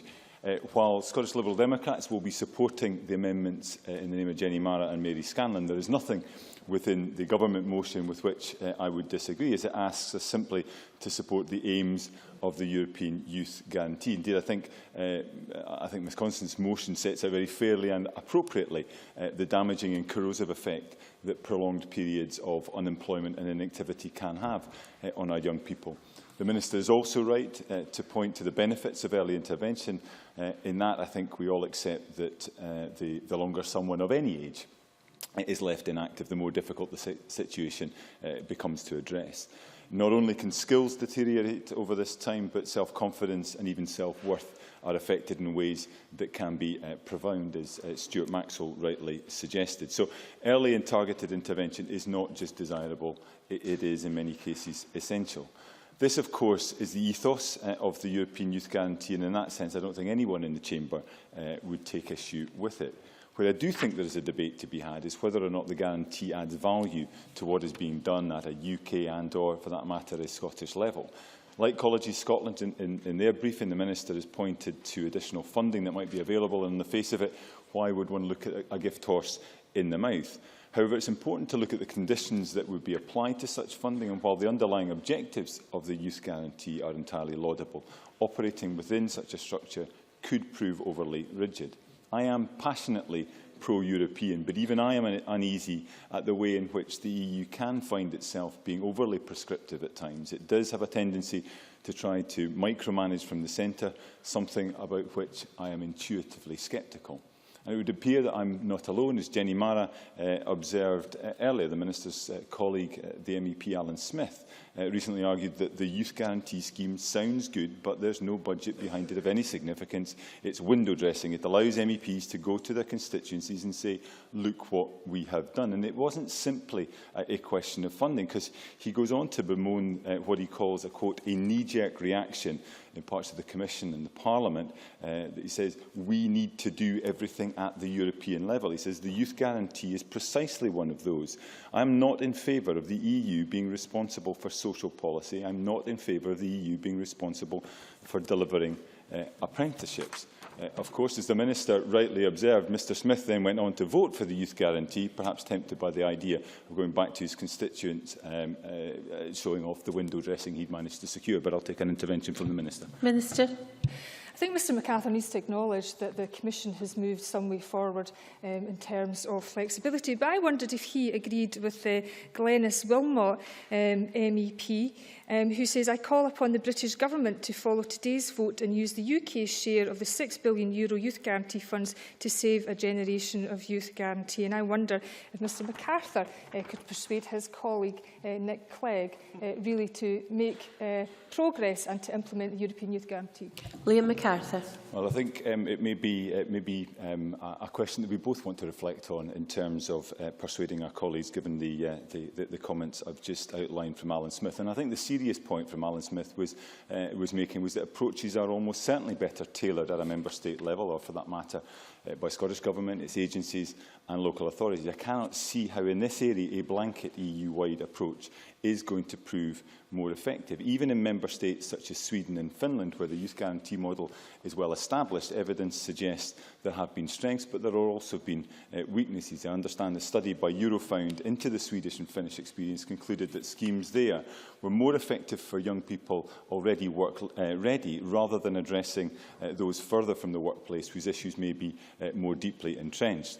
That's not to say that those schemes haven't been valuable, more that flexibility in adapting approaches to meet the needs of individuals or groups of individuals is important. I'm sure the Minister agrees, and indeed it characterises much of what she has been doing, what was set out in her remarks earlier. The work of the Wood Commission, for example, illustrates it perfectly, emphasising also the need for collaboration at all levels, between public and private sector, between local and national government, and, of course, between both Scotland's government. So I welcome the fact that the UK Government is not taking a one-size-fits-all approach. As Mary Scanlon indicated earlier, the youth contract has been in place since back in April 2012, and it provides a range of possible support for young people. Wage incentives of up to £2,275 each for employers recruiting long-term unemployed young people, additional 250,000 work experience places, and extra advisor support through Job Centre Plus for careers advice, sector-based work experience and skills training. In addition, the work programme provides personalised support where those not in employment, education or training can gain earlier access, I think in part addressing the issue that Margaret McCulloch and I think Stuart Maxwell were referring to. And by September last year, 376,000 18 to 24-year-olds were enrolled, including 36,000 in Scotland. And in the area of taxation too, changes have been made with a view to assisting our young people, providing opportunities, removing obstacles. Basic rate employer national insurance contributions for under 21-year-olds will be abolished from next year. And I believe the universal credit can provide further help by removing some of the cliff edges that adversely affect young people moving between benefits and work. Allied to what the Minister is doing and reflected in her own remarks, I think in each of these areas we're seeing a recognition that there is no silver bullet to address the problem of youth unemployment. Today's unemployment figures provide further cause for optimism, demonstrating that the UK Government's economic strategy is delivering a sustained recovery, despite the dire predictions of many in the Minister's own party, who now see no irony, it seems, in claiming credit for that recovery. But the figures also, of course, underscore the need to do more, that further innovative approaches must be tried, and that I suspect it is those furthest from the labour market that we are still struggling to reach effectively, despite the collective efforts to date. In addition, the concerns raised by Jenny Mara in her amendment about the extent to which apprenticeships and other initiatives are benefiting or not certain groups of young people are, I think, valid. That's not to decry what has been done, but simply reflects that lessons continually need to be learned about what works, what doesn't work, and perhaps what works in ways that weren't anticipated. It also helps make the point I made earlier with the support of Alan Smith, MEP, in word, if not in deed, about the possible downsides of the European Youth Guarantee and an overly rigid one-size-fits-all approach. By contrast, the work done by Sir Ian Wood and his colleagues over recent months will, I'm sure, provide a rich seam of ideas to inform the debate going forward. And like others, I very much look forward to seeing his final report in the coming weeks. When faced with difficult issues such as this, we should resist the temptation to reach for overly simple solutions. That's why the Minister's case regarding the European Youth Guarantee are not wholly persuasive in my mind. I think she oversells its value while underselling the value of what she and her counterparts at a UK and local government level are delivering. Deputy Presiding Officer, I welcome this latest opportunity to debate these important issues, to which I know we will return many times in the months ahead. That is entirely right and proper if we are to do all we can do to help our young people play their full part, not just in our economy, as the motion suggests, but in our society. Thank you. Many thanks. Now call on Richard Lyle to be followed by Roderick Campbell. 7 minutes or thereby, please. Thank you, Presiding Officer. Can I say from the start, it is important that the youth of today are recognised as a valuable asset in order for them to contribute to the country in a positive way in later years. In light of this, it is imperative that this Parliament recognises the role that young people will play in delivering long-term economic growth. In doing so, I would have liked to see the Parliament adopt a cross-party support for this vision, but what I've heard today, this may be unlikely. This vision is a positive vision that would offer opportunities for all our young people to move from education to employment. The European Youth Guarantee is one such vision that the European Commission attempted to establish across all Member States. This would have seen all 16 to 24-year-olds offered support to access and offer a job, an apprenticeship, a place in education or in training within 4 months of becoming unemployed. Despite this, as already has been said, the UK coalition government refused to endorse this programme. It is my belief that the employment services in Scotland should be built on the principle of early intervention and seek to prevent young people from becoming long-term unemployed. As I am sure that we can all agree that long-term unemployment brings with it a wide-ranging problems for the individual involved in the society as a whole. And due to these problems, it is particularly difficult for someone to find employment once they have been unemployed for a significant period of time. I believe that Scotland is making good progress on youth unemployment. However, we cannot rest on our laurels. We must make the best of use of all the resources at our disposal, and the European Youth Guarantee would help us to go further. With the economic crash, the number of youth unemployed across Europe has soared, and of particular concern in many European countries are the numbers of young people who are not in education, employment or training. This in turn raises concerns for the possibility of a lost generation, with many young people struggling to develop necessary skills and experience. I do believe that this government is doing all it can with its limited powers to aid Scotland's youth. The European Youth Guarantee aims to ensure that the young people aged between 16 and 24 are given a good quality job offer within 4 months of leaving formal education. This would ensure that young people who are a vibrant hub of Scotland's economy are able to gain skills needed to contribute to this nation's economy over the long term. It is not expected that every case will require the same amount of support, and so the European Youth Guarantee has been tailored to ensure that young people have access to the support that they need. The support offered can vary from general careers advice, labour market and training information, through to individuals who face greater disadvantages and require more complex interventions. Yes, I will. Jenny Mara. I thank the member for giving way, but correct me if I've misunderstood. My understanding is that the SNP government's policy is to concentrate on 16 to 19-year-olds, but the EU Youth Guarantee is for under 25. So how about the age gap in the middle? Where's the provision there? Richard Lyle. Well, as again Ms Mara comes in and brings in figures which I don't necessarily agree with.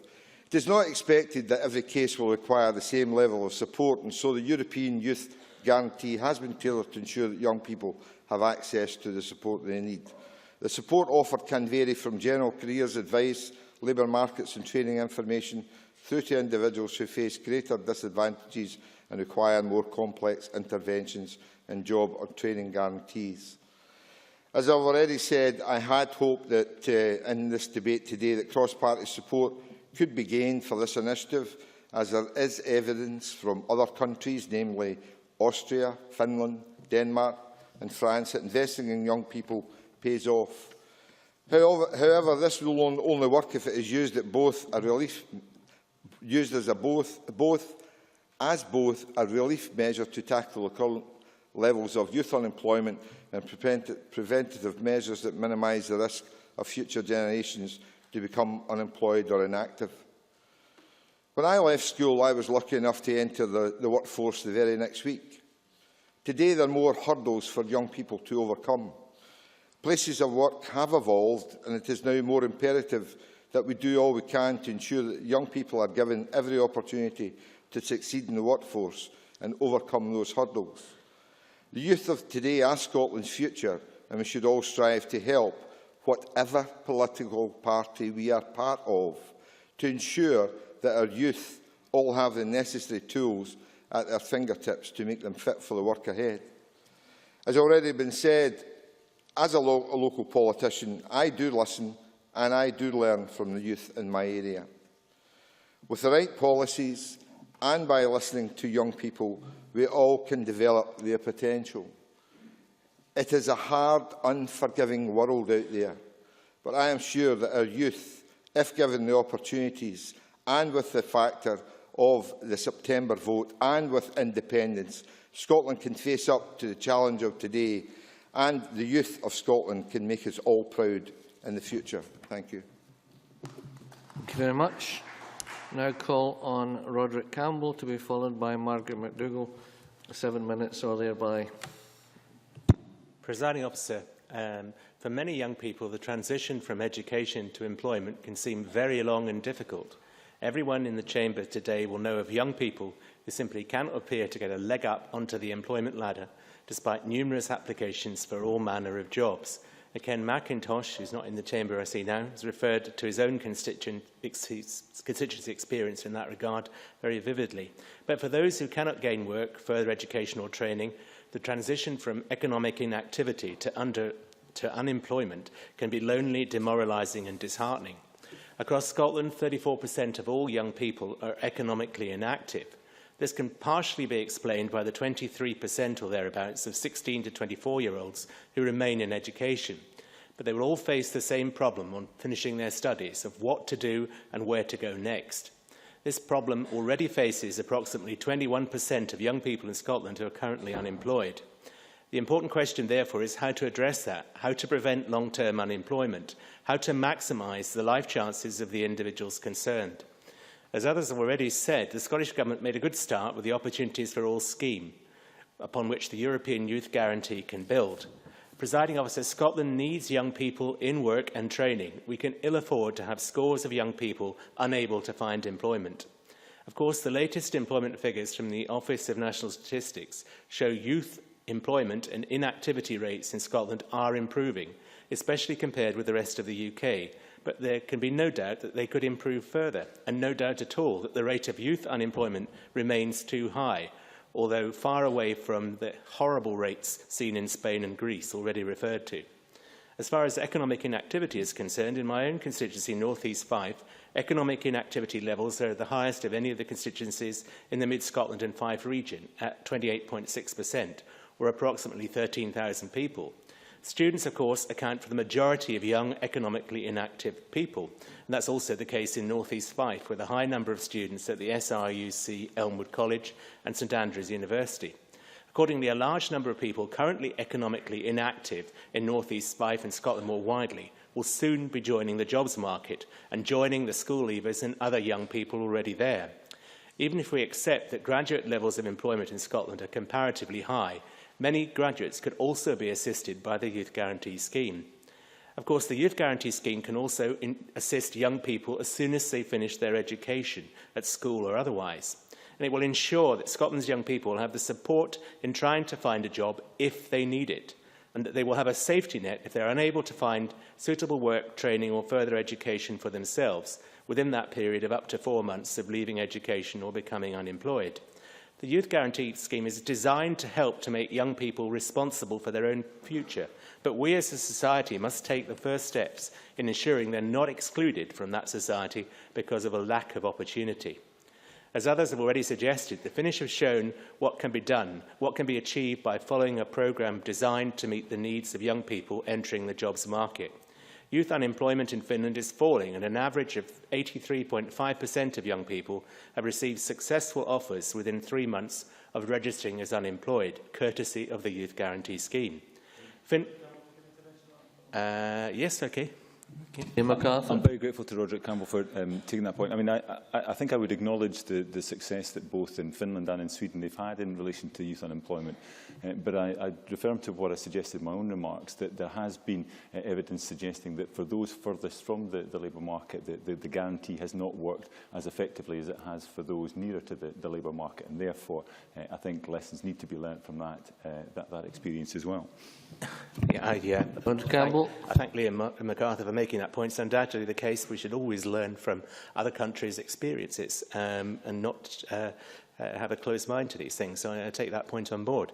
But I think the experience of Finland certainly shows that early involvement is essential to securing a long-term future for our young people. Nobody should leave education facing the prospect of long-term unemployment. And it's that positive vision and aim that Scotland should be looking to replicate. Is it because they're committed to offering young people an offer of work or training that Finland is successful? I'm not sure. But Scotland certainly needs a programme that ensures young people are offered opportunities for either work or personal development after education. That will require close engagement with young people at schools, in colleges and universities, and in youth clubs and societies. But as Colleges Scotland make clear in their briefing, we can learn from the fact that 71% of all hours of learning in colleges are now being undertaken by those aged 16 to 24. So clearly colleges have a major role to play, and a key role to play in liaison with local businesses. In addition, continued support from the Scottish Government for businesses, including small businesses, the lifeblood of any community, with measures such as a small business bonus, will all help to create the financial background to encourage businesses to recruit, as will, of course, an easier lending policy from banks. These are all matters that we need to take on board. Some of our Tory colleagues may have applauded the recent comparison made between Scotland and Malta by Ken Clarke MP. I'm sure they'll not be laughing, however, at the fact that Malta has the 5th lowest youth unemployment rate in the EU. I'm also certain that references previously made today to Scandinavian neighbours, Finland and Denmark, will not have come as a surprise to many in the Chamber today. But with youth unemployment rates that are comparatively low, 15.4% and 12.2% respectively, why shouldn't we look to these countries for inspiration? Why is it that small independent countries can perform so much better on youth unemployment? I'm not sure that the answers being given today are absolutely comprehensive in that regard, but let's look at the UK government. Why do they believe that the Youth Employment Guarantee is not the way forward? I would like to hear further from Liz Smith or something in winding up on that issue further. It seems to me that small countries with responsibility for and control over employment issues can make major progress in this field. And participating in the European Youth Guarantee will, I hope, provide significant opportunities to reach and even better the unemployment rates of Finland and Denmark. And perhaps it's no accident that measures to tackle youth employment came to the fore during the time of the presidency of the Council of the European Union was held by a small country, the Irish Republic.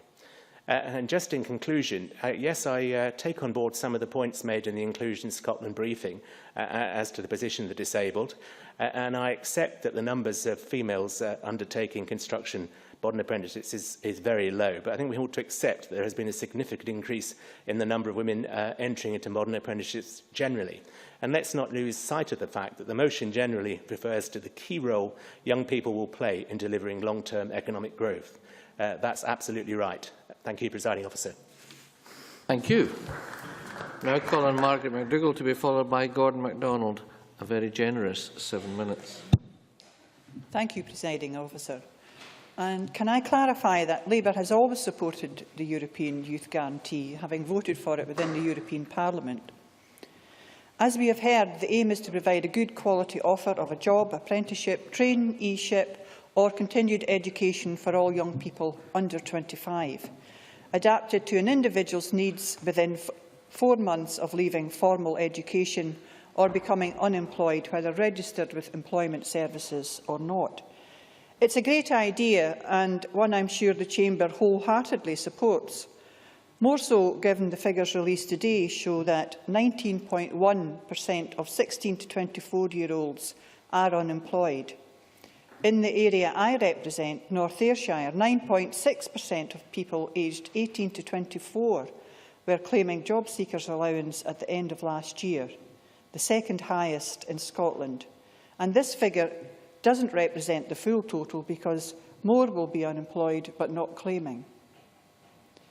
I'm not convinced about the SNP's commitment to the scheme itself.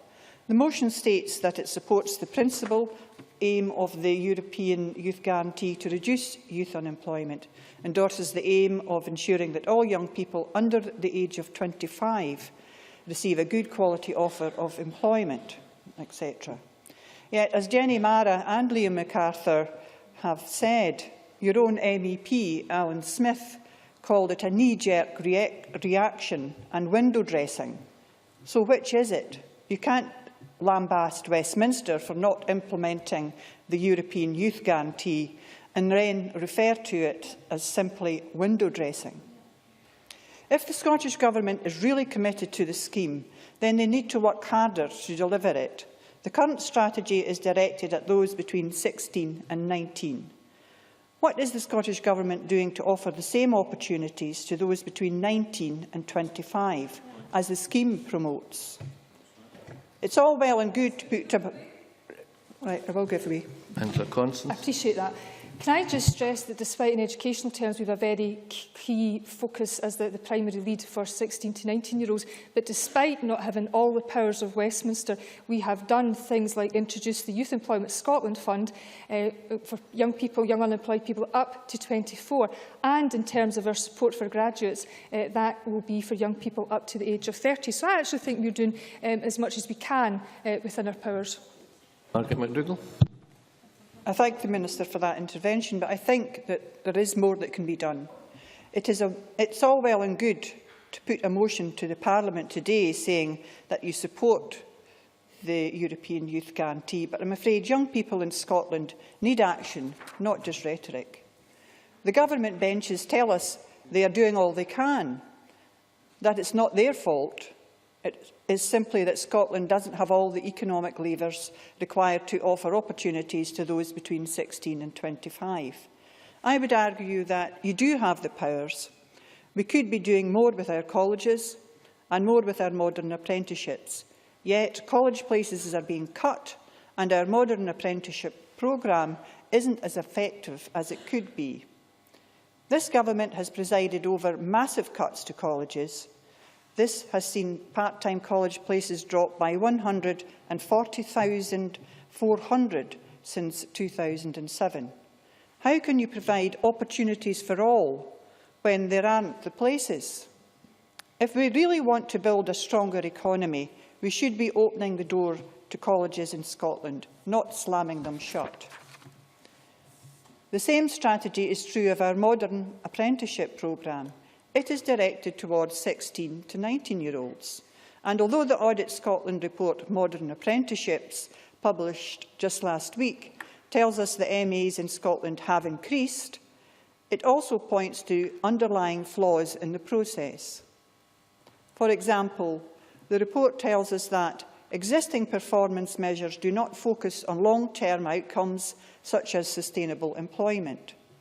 More specific long-term aims and objectives, along with more information about their benefits and appropriate performance measures, are needed to assess value for money. Surely this is a key point. It's great to give young people an opportunity such as a modern apprenticeship. But what's next for them? What follows?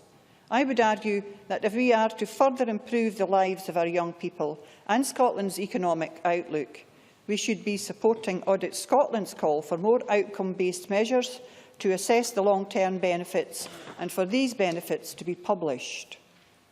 Because we need to be clear about what modern apprenticeships achieve for young people.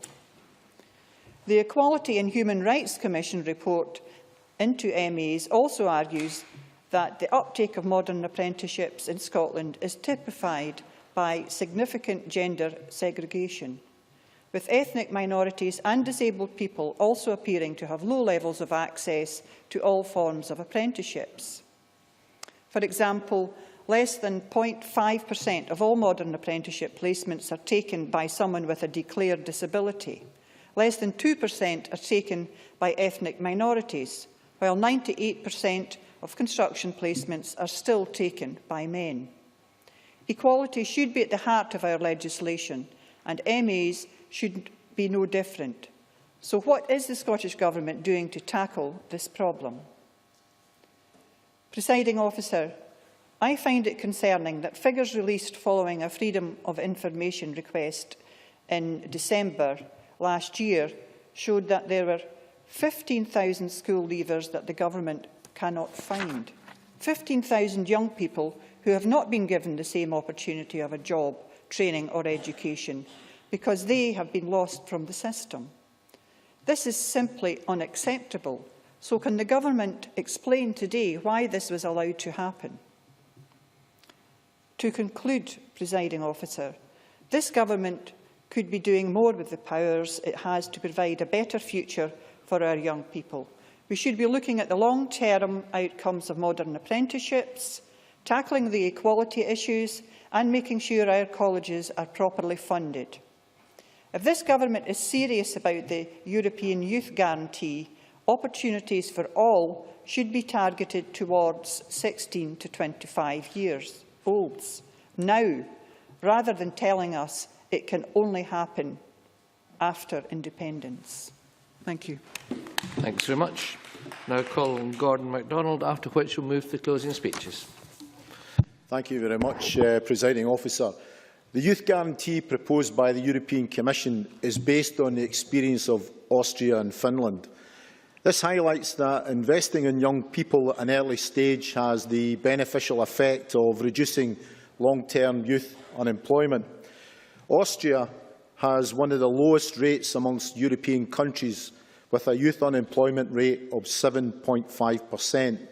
In the Nordic countries, where the first youth guarantees were introduced in the 1980s and 1990s, Denmark has a youth unemployment rate of 12.2% and Finland 15.4%, both countries having substantially lower levels of youth unemployment than either Scotland or the UK. The Scottish Government is supporting economic growth and creating jobs by investing in schools, hospitals, roads and other projects like new college campuses and medical centres. Companies are being supported by the Business Rates Relief Package, the Scottish Investment Bank and the Scottish Loan Fund aimed at supporting companies to export. The result is that Scotland has the highest employment rate and the lowest inactivity rate of the four nations of the UK. Scotland also has the joint lowest unemployment rate with Wales, in part because we now have female employment at record levels. Over the year to January 2014, the number of Scots on job seekers allowance fell by 27,000, the largest 12-month drop since March 1998. However, we do have youth unemployment that is far too high, and in order to tackle this, the Scottish Government has in place a range of measures, from opportunities for all, increasing the number of modern apprenticeships, the Make Young People Your Business campaign that highlights the benefits of employing young people. There's also the Youth Employment Scotland Fund that provides incentives to employers to employ a young person who has been unemployed for up to 6 months, and this is expected to create 10,000 jobs. No thanks. Opportunities for All single focus is to increase young people's participation in learning, training and employment by offering every 16 to 19-year-old who is not employed a suitable place where they can learn new skills. The Modern Apprenticeship Scheme for the second year running has surpassed the 25,000 target, and the Audit Scotland report found that the number of females in modern apprenticeships has gone up in the last 4 years from 3,000 to 11,000. Skills Development Scotland found that 81% of 16 to 19-year-olds and 91% of 20 to 24-year-olds are in work 6 months after leaving their apprenticeship. The Make Young People Your Business campaign highlights to employers why they should employ young people. Scotland's young people have not only energy, but a wealth of talent that will help them grow their business. The outcome has been that the proportion of school leavers in a positive initial destination has reached the highest level on record, and those staying in employment, training or education up to 9 months after leaving school is higher than it has ever been, at nearly 90%. In Edinburgh, the Council introduced the Edinburgh Guarantee to ensure that more school leavers moved into work, education or training. Since August 2011, as a result of the partnership between the Council and the private sector, over 1,000 job, apprenticeship and internship opportunities for school leavers has been created. The study into Edinburgh school leavers achieving and sustaining a positive destination shows that it is continuing to rise and now is at the highest rate ever at 91.4%. But it's not just school leavers where progress is being made. Across the EU 28 countries, only 9 have a lower youth unemployment rate than Scotland, and most of them are small European countries. But if we are to continue to drive down youth unemployment to the levels reached in Austria or Finland, we need to learn from their example. The EU's Youth Guarantee is based on the model found in Finland. The aim is to ensure that all young people under the age of 25 are offered a job, apprenticeship or continued education within 4 months of leaving school or becoming unemployed. This is to avoid the possibility of a lost generation stretching across Europe, struggling to develop necessary skills and an experience in order to find employment. Early intervention and assessment is key in providing support to ease young people's school-to-work transition, or to the young unemployed, ensuring that those under 25 remain active in the labour market or continue in further education. I welcome that the Scottish Government supports the principal aim of the European Youth Guarantee in order that we can drive down youth unemployment in our towns and cities. If employment services in Scotland were able to work on the principle of early intervention in partnership with employers, tailoring support to the needs of an individual, then it would prevent many young people from becoming long-term unemployed. So it's disappointing, therefore, that the UK coalition has failed to endorse the European Youth Guarantee, and that will require a yes vote in September in order to implement this policy in full. There are, of course, other gains from a yes vote, in that the financial benefits of successful employment initiatives by the Scottish Government will mean savings in welfare payments and increased taxes, which will flow into the Scottish Exchequer and not Westminster, as it currently does. This would mean that the increased revenue could be reinvested in the people of Scotland by funding more employment initiatives and develop more targeted labour market policies suited to Scotland. Who knows, we might even achieve the Nordic countries' higher standard of living, as well as their lower youth unemployment rates. Thanks very much. And we now move to the closing speeches, and I call on Liz Smith. Up to 8 minutes, please. Thank you, Deputy Presiding Officer.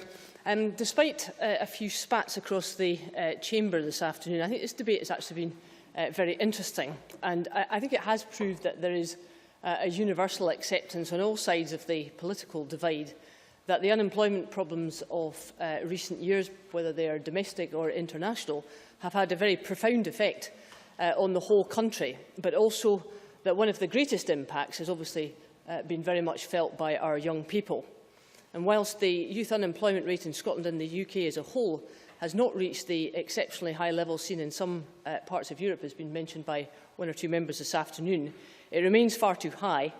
And notwithstanding the very encouraging signs that I think we had in the economy today, the unemployment level amongst young people aged 16 to 25 is still very high compared to the unemployment level for the rest of the working population. And that obviously has a very profound impact on many young people, just in the way that Ken McIntosh described in his speech. I don't agree with Ken McIntosh's assessment entirely on the economic basis, but I certainly accept the social difficulties of what you were saying.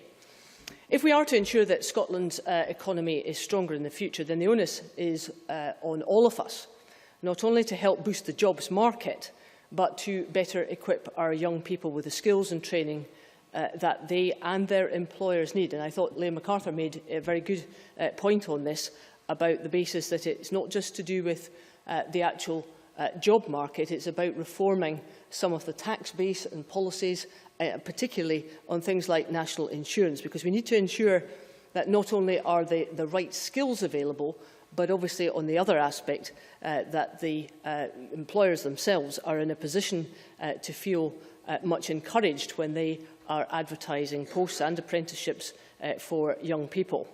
And it's a sharp reminder, I think, to all of us that we have one of the highest proportion of the disengaged groups in the entire OECD, and that the figure has been increasing significantly in the past decade. Now, Deputy Presiding Officer, the key... Of course. Claire Adamson. But would Liz Smith recognise that the work that has been evaluating the Finnish model has a strength of early intervention, has been absolutely key to tackling this problem before that disengagement takes place?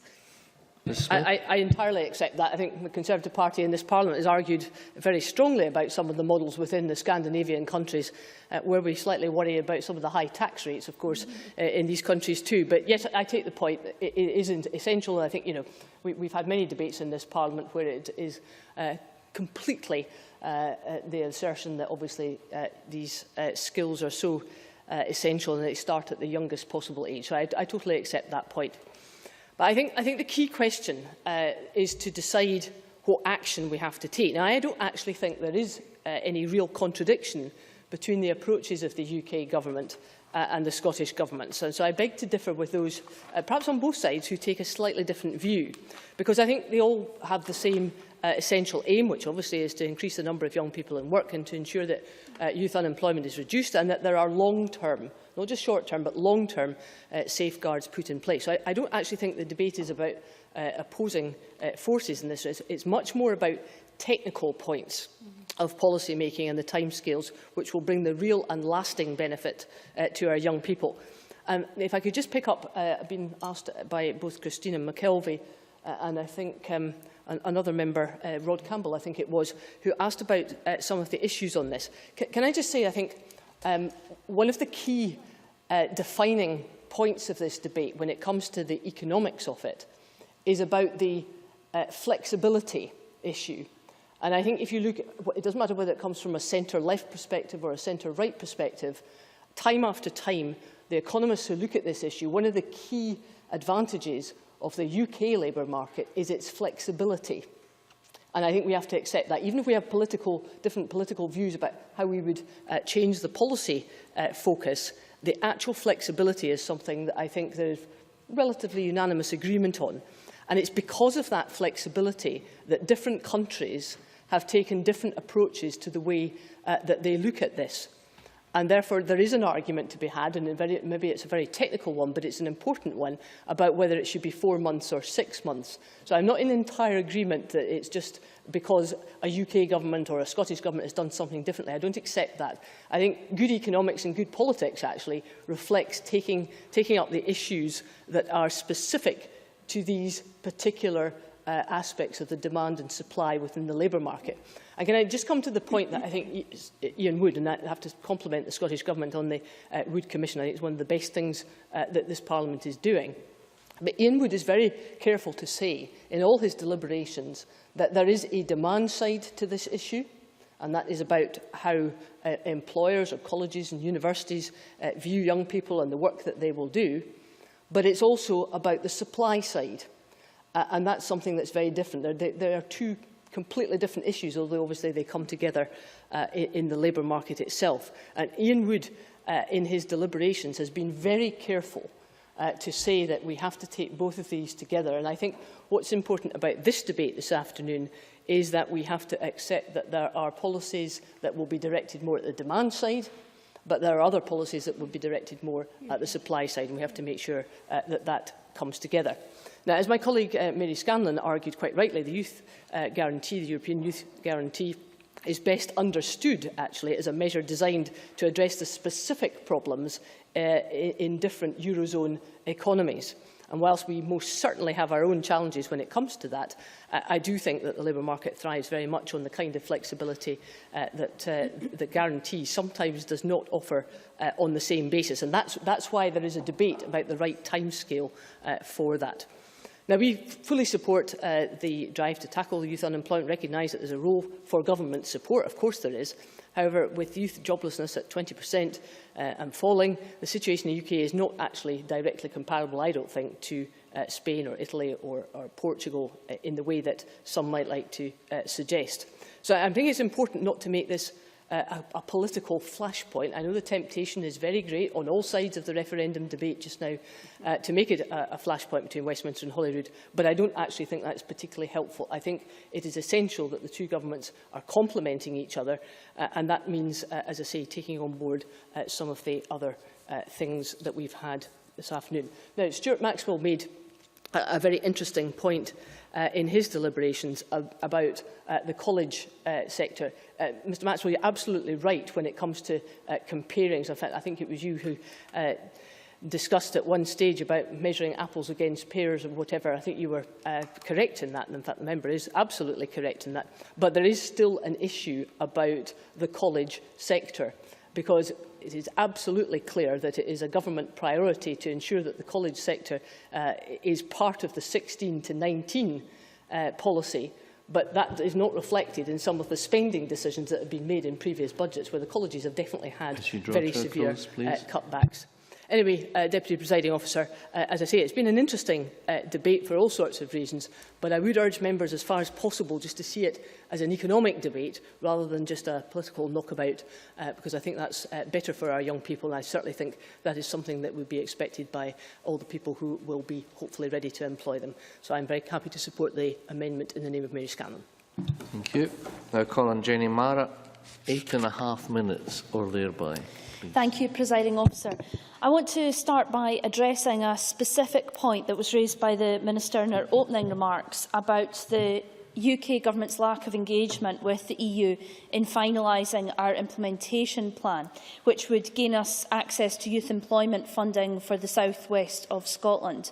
And I share the concerns voiced by people across the Chamber, and indeed the concerns voiced by colleagues who are losing out because of the British Government's lack of action. Indeed, my colleague in Westminster, Stephen Timms, has urged the British Government Minister on several occasions to speed up the submitting of an implementation plan to secure the funding, to which the UK Government, in an answer to a question on the 5th of December, having seemingly agreed to, although I understand not in a way that will endorse or meet the criteria of the European Youth Guarantee.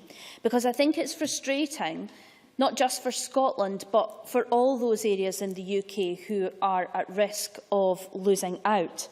With colleagues in London, Durham and the West Midlands, I think together we see it as a reason to win the argument and secure funding for regions right across the UK, and to campaign for a more progressive government that will make youth employment and the implementation of the Youth Guarantee a priority, not at the moment, but thank you. Now, Labour voted for the European Youth Guarantee because of the impact that youth unemployment in any part of Europe has on our economy here, and we are clear that we continue to support the European Youth Guarantee. Indeed, it came as an idea not from the European Commission, as cited this afternoon in the debate, but from the Party of European Socialists, of which we are a member. And Ed Miliband has outlined an ambitious policy to implement a jobs guarantee for young people who are long-term unemployed, paid for by a tax on bankers' bonuses. But so far, I have not heard the SNP support the taxing of bankers' bonuses as a way of ensuring that those who have benefited most from the labour market give back to young people who have yet to embark on their career. Now, Stuart Maxwell, in answer to my question on this, said we don't yet have the power, so how can we answer that question?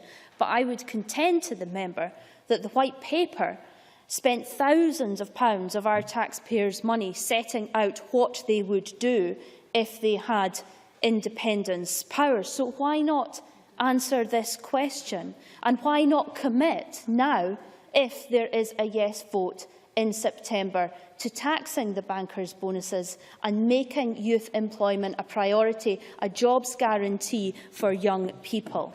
And I would be very happy if the Minister would like to match this commitment today in her opening remarks. But perhaps the truth is that the SNP have actually been very reluctant to match this pledge and the pledge on the 50p tax rate, perhaps instructive of their priorities, but I would be very pleased to be proved wrong if the Minister would like to make that same commitment this afternoon.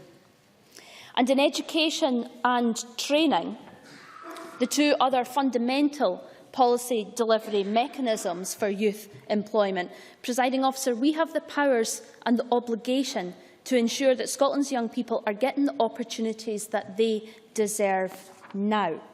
We cannot talk about quality education as an ends of a youth guarantee when college places have been cut as far as they have. Now, there's been much debate this afternoon from right across this chamber, from Mary Scanlon, from Liz Smith, from Stuart Maxwell, from Ken McIntosh, from Claire Adamson, about college places. But the reality is we can trade these figures as much as we like, but the Education Committee in this Parliament know, and I sat on it when we got the evidence. The college sector know, and the Scottish Government knows the truth, that the college sector continues to get a raw deal under this Government. And as Liz Smith says, the funding commitments from this Government do not match their rhetoric about training, about college places, about women in college, and about getting people back into the labour market. Now, Stuart Maxwell contests full-time hours with Ken McIntosh. It is the case that the SNP cut the number of hours that constitutes a full-time college course from 720 hours a year to 640 hours a year. So it's disingenuous to cite these full-time places, and it's much better to talk about people at college. Yes. Stuart Maxwell. Intervention. Of course, the SNP's commitment in this area was to the overall number of hours, taught hours. That has been matched. Not only has been matched, it's been superseded. We matched. We said we would do 116 or 119, I forget, 1,000 hours, and we have met that commitment. So we have met the commitment in the total number of hours, so it's disingenuous to try and subdivide that in some way, which tries to prove a point, because frankly we have made the commitment and we have met the hours. Okay. Jenny Marra. Stuart Maxwell can try and remember his figures all the time, but we all know that the First Minister talks about full-time equivalents at college. We know the truth, that not as many people are getting college places today, and the college places have been cut, and part-time places have been cut, and not as many women are attending college. That is the reality out there in Scotland. No, thank you. Now, we cannot talk about a 4-month window for getting young people into work or training when 15,000 people, as I said in my opening remarks, in Scotland are lost from the very system that is supposed to give them that opportunity. And we cannot blame others when we are not prepared to take bold steps through our own legislation in this Parliament today to embed apprenticeships into the vast array of government contracts we commission every year. The SNP must be genuine about their commitment to this and vote with their rhetoric. We have to work harder and smarter to better integrate our skills services with our education services and local employers, a point well made by Liz Smith on the supply and the demand side, to ensure we are getting it right for young people in Scotland. We cannot have the debate about the merits of one commitment over another without taking stock of our whole employment landscape and the way we currently provide opportunities for young people. And for that reason, I think the Wood Commission, as cited by Liz Smith, has been a very useful tool in refocusing our attention on some of these issues, making some quite innovative interim recommendations. And I look forward to the Commission reporting fully in the coming weeks. Presiding Officer, the Minister cites the lack of powers for the absence of a plan for the 19 to 24-year-olds. And this is the missing group, perhaps, in this debate this afternoon, because we know that the Government's priorities fall on 16 to 19-year-olds, but the European Youth Guarantee is for up to 25-year-olds. But she fails to say what initiatives she would take with these absent powers. What purpose, what initiative would these powers serve?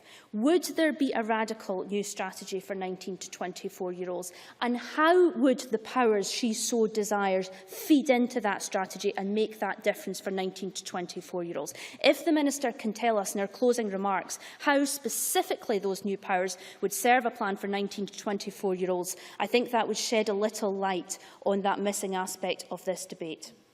Presiding Officer, we have the means to make a real difference to the lives of young people now. Let's not sacrifice the responsibility and the power we have by lamenting that which we do not. Let's find a way to innovate, to work smarter and harder for young people. Let's find a way to overcome the obstacles we think we face through having governments work together, not working against one another. And in that task, Labour will always play its part. I move the amendment in my name. Very good. Remarkable timing. Now call on Angela Constance, 11 minutes or thereby, please. Thank you very much, Presiding Officer. Presiding Officer, this has been a wide-ranging debate. We've covered some old territory, but we've also covered some new territory. In terms of the old territory, we've once again touched on a lot of the debates in and around the college sector. But I have to say that I'm proud of this government that has ensured that in this very tough economic time, particularly for young people, that we have more young people on full-time courses leading to recognised qualifications, and that completion and retention rates amongst those from some of our most disadvantaged communities has increased. Now, in terms of the new territory, I think, like Liz Smith, I think there's been far more of a focus on what actually works in terms of intervening with young people, because we know that not all young people have had the same experiences or indeed face the same challenges in that transition from education to school. I can't, however, accept the Tory amendment. I have looked at it clearly. But ultimately, despite the consensual tones of both Liz Smith and Mary Scanlon today, ultimately the Scottish Government, unlike the UK Government, actually supports the implementation of the European Youth Guarantee, and we support it now. I believe strongly in the merits of early intervention, and that early intervention prevents long-term unemployment. And when we weigh up the costs of not acting, I think the case for the European Youth Guarantee is absolutely overwhelming. Certainly.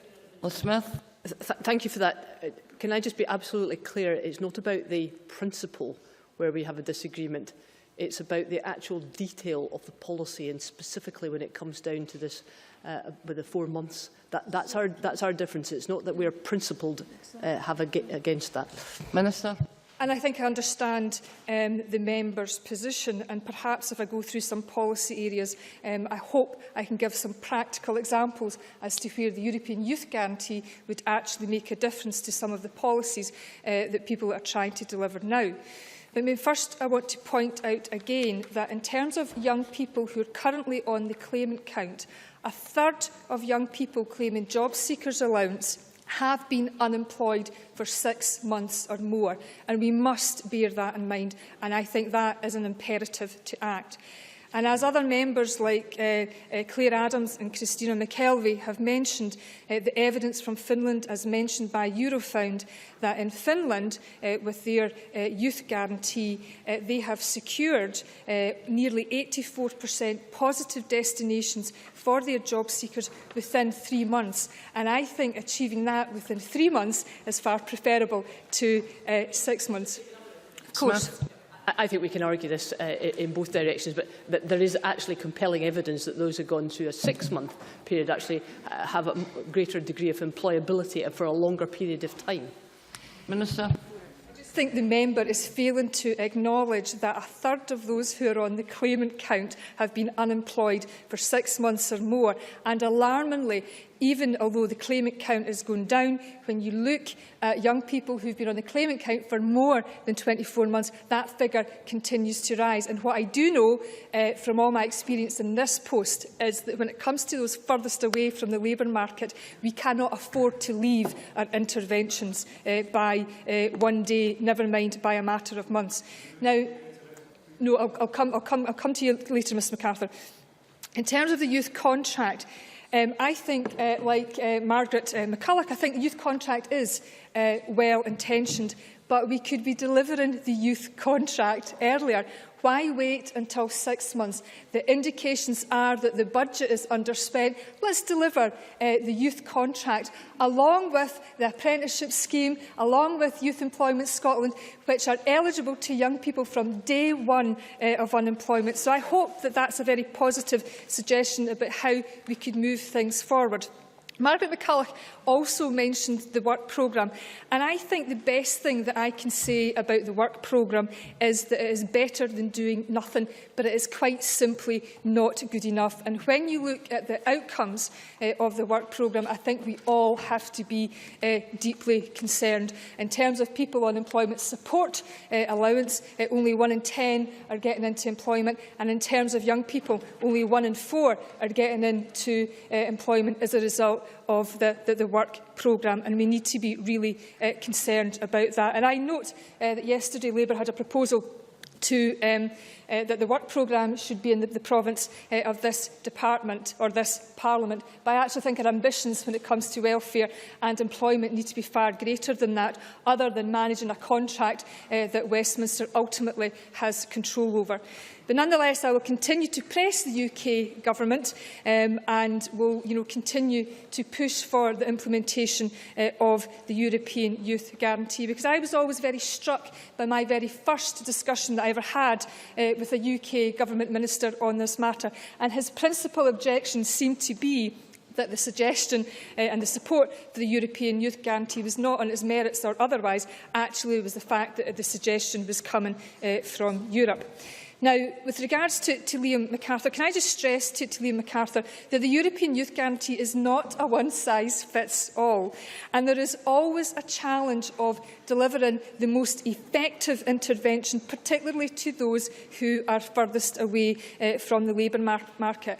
And it just has to be much better with those people who are harder to reach, that we intervene early rather than leave it 6 months, 9 months, a year, or indeed 2 years. And there is a lot. Okay.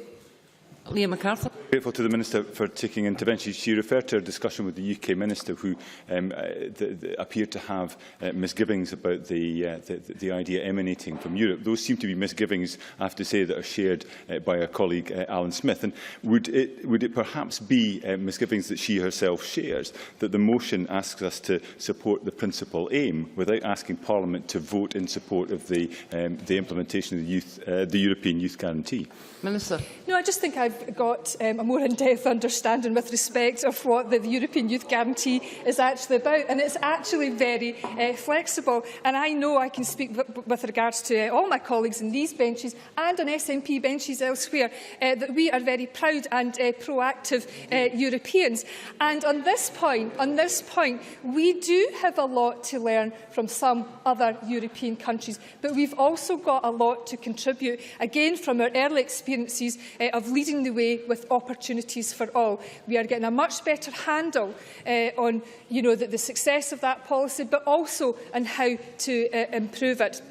And can I also say to Liam MacArthur that while the National Insurance Holiday for employers announced last year but not introduced to next year is indeed much welcome, it really needs to be introduced now.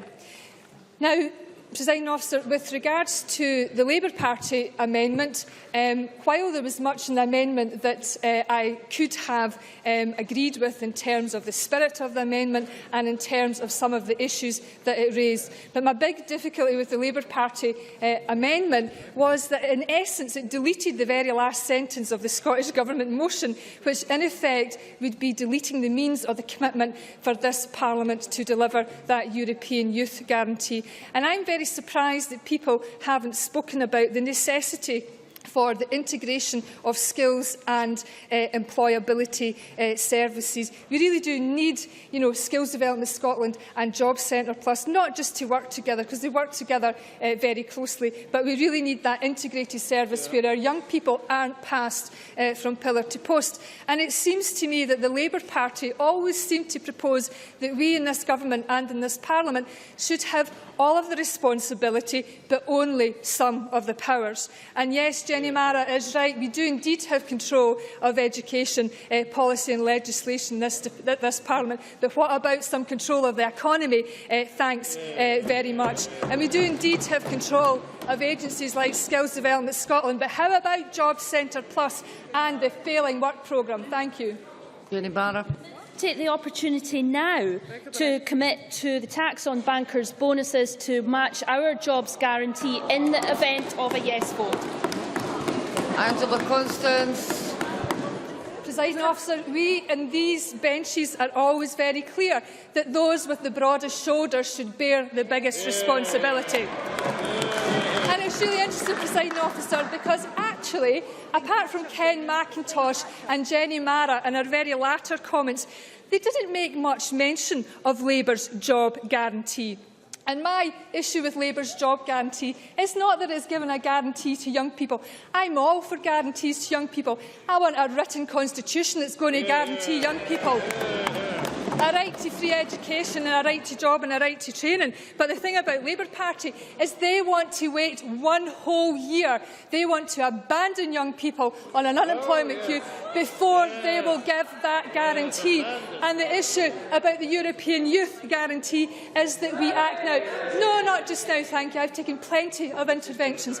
And my other concern about Labour's guarantee is some of the language around it. Ed Balls talking about being compulsory and about this being a tough compulsory guarantee. Well, I believe in reciprocity. I believe young people have rights and responsibilities, and we have a responsibility to act now for our young people and not abandon them on the dole queue for 1 year before we have the temerity to act and intervene in their life. And I'm sick, Presiding Officer, of listening to Westminster parties bicker amongst themselves about who will do least. My granny has a great phrase, you're only young once, and that means we have to act quickly to ensure that no young person in this country is left behind. And we have an opportunity to align services, and that indeed is called independence. That concludes the debate on the European Youth Guarantee. The next item of business is consideration of Business Motion 9377 in the name of Joe Fitzpatrick on behalf of the Parliamentary Bureau setting out a business programme. Any member who wishes to speak against the motion should press the request to speak button now, and I call on Joe Fitzpatrick to move motion 9377. Moved. No member is asked to speak against the motion. Therefore, no member is asked to speak against the motion, and therefore the motion is agreed to. Sorry, can I start again? No member has asked to speak against the motion. Therefore, I will now put the question to the Chamber. The question is that motion number 9377, in the name of Joe Fitzpatrick, be agreed to. Are we all agreed? The motion is therefore agreed to. The next item of business is consideration of 3 Parliamentary Bureau motions. I'd ask Joe Fitzpatrick to move motion number 9378 on the designation of a lead committee for the Food Scotland Bill. Moved. Motion number 9380 on the approval of the draft budget of Scotland Act 2013 Amendment Order 2014. Moved. Motion number 9381 on the approval of the draft Social Care Self-Directed Support Scotland Act 2013 Consequential and Saving Provisions Order 2014. The questions on these motions Moved. Questions on these motions will be put at decision time, to which we now come. There are 6 questions to be put as a result of today's business. The first question is amendment number 9376.2 in the name of Jenny Mara, which seeks to amend motion number 9376 in the name of Angela Constance on the European Youth Guarantee be agreed to. Are we all agreed? No. The Parliament is not agreed. We move to a vote. Members should cast their votes now.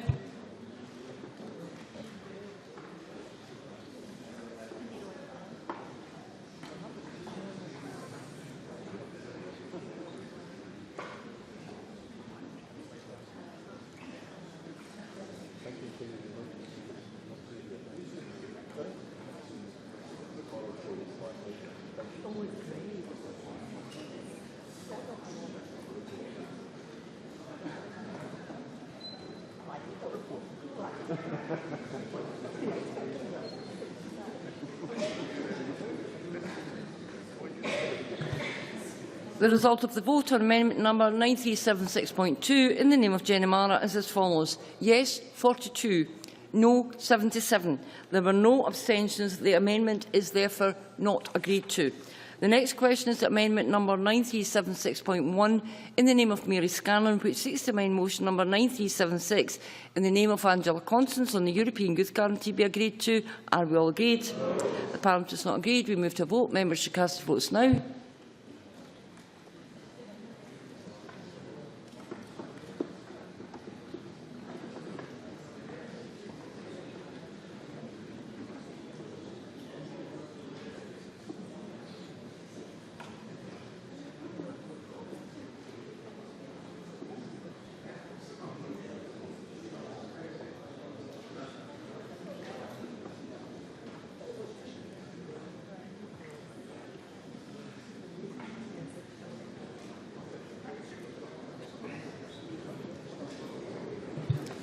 The result of the vote on amendment number 9376.1 in the name of Mary Scanlon is as follows. Yes, 19. No, 100. There were no abstentions. The amendment is therefore not agreed to. The next question is that motion number 9376 in the name of Angela Constance on the European Youth Guarantee be agreed to. Are we all agreed? Yes. The Parliament is not agreed. We move to a vote. Members should cast their votes now.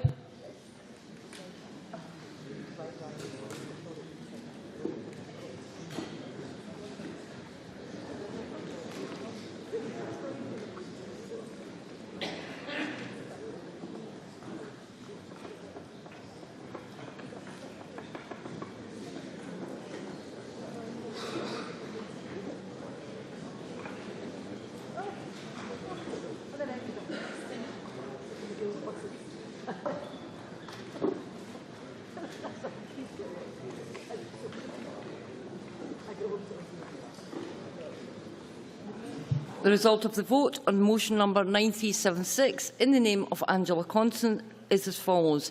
Yes, 104. No, 15. There were no abstentions. The motion is therefore agreed to. The next question is that motion number 9378 in the name of Joe Fitzpatrick on the designation of a lead committee be agreed to. Are we all agreed? The motion is therefore agreed to. The next question is that motion number 9380 in the name of Joe Fitzpatrick on the approval of an SSI be agreed to. Are we all agreed? The motion is therefore agreed to. The next question is that motion number 9381 in the name of Joe Fitzpatrick on the approval of an SSI be agreed to. Are we all agreed? The motion is therefore agreed to. That concludes decision time. We now move to members' business. Members who leave the chamber should do so quickly and quietly.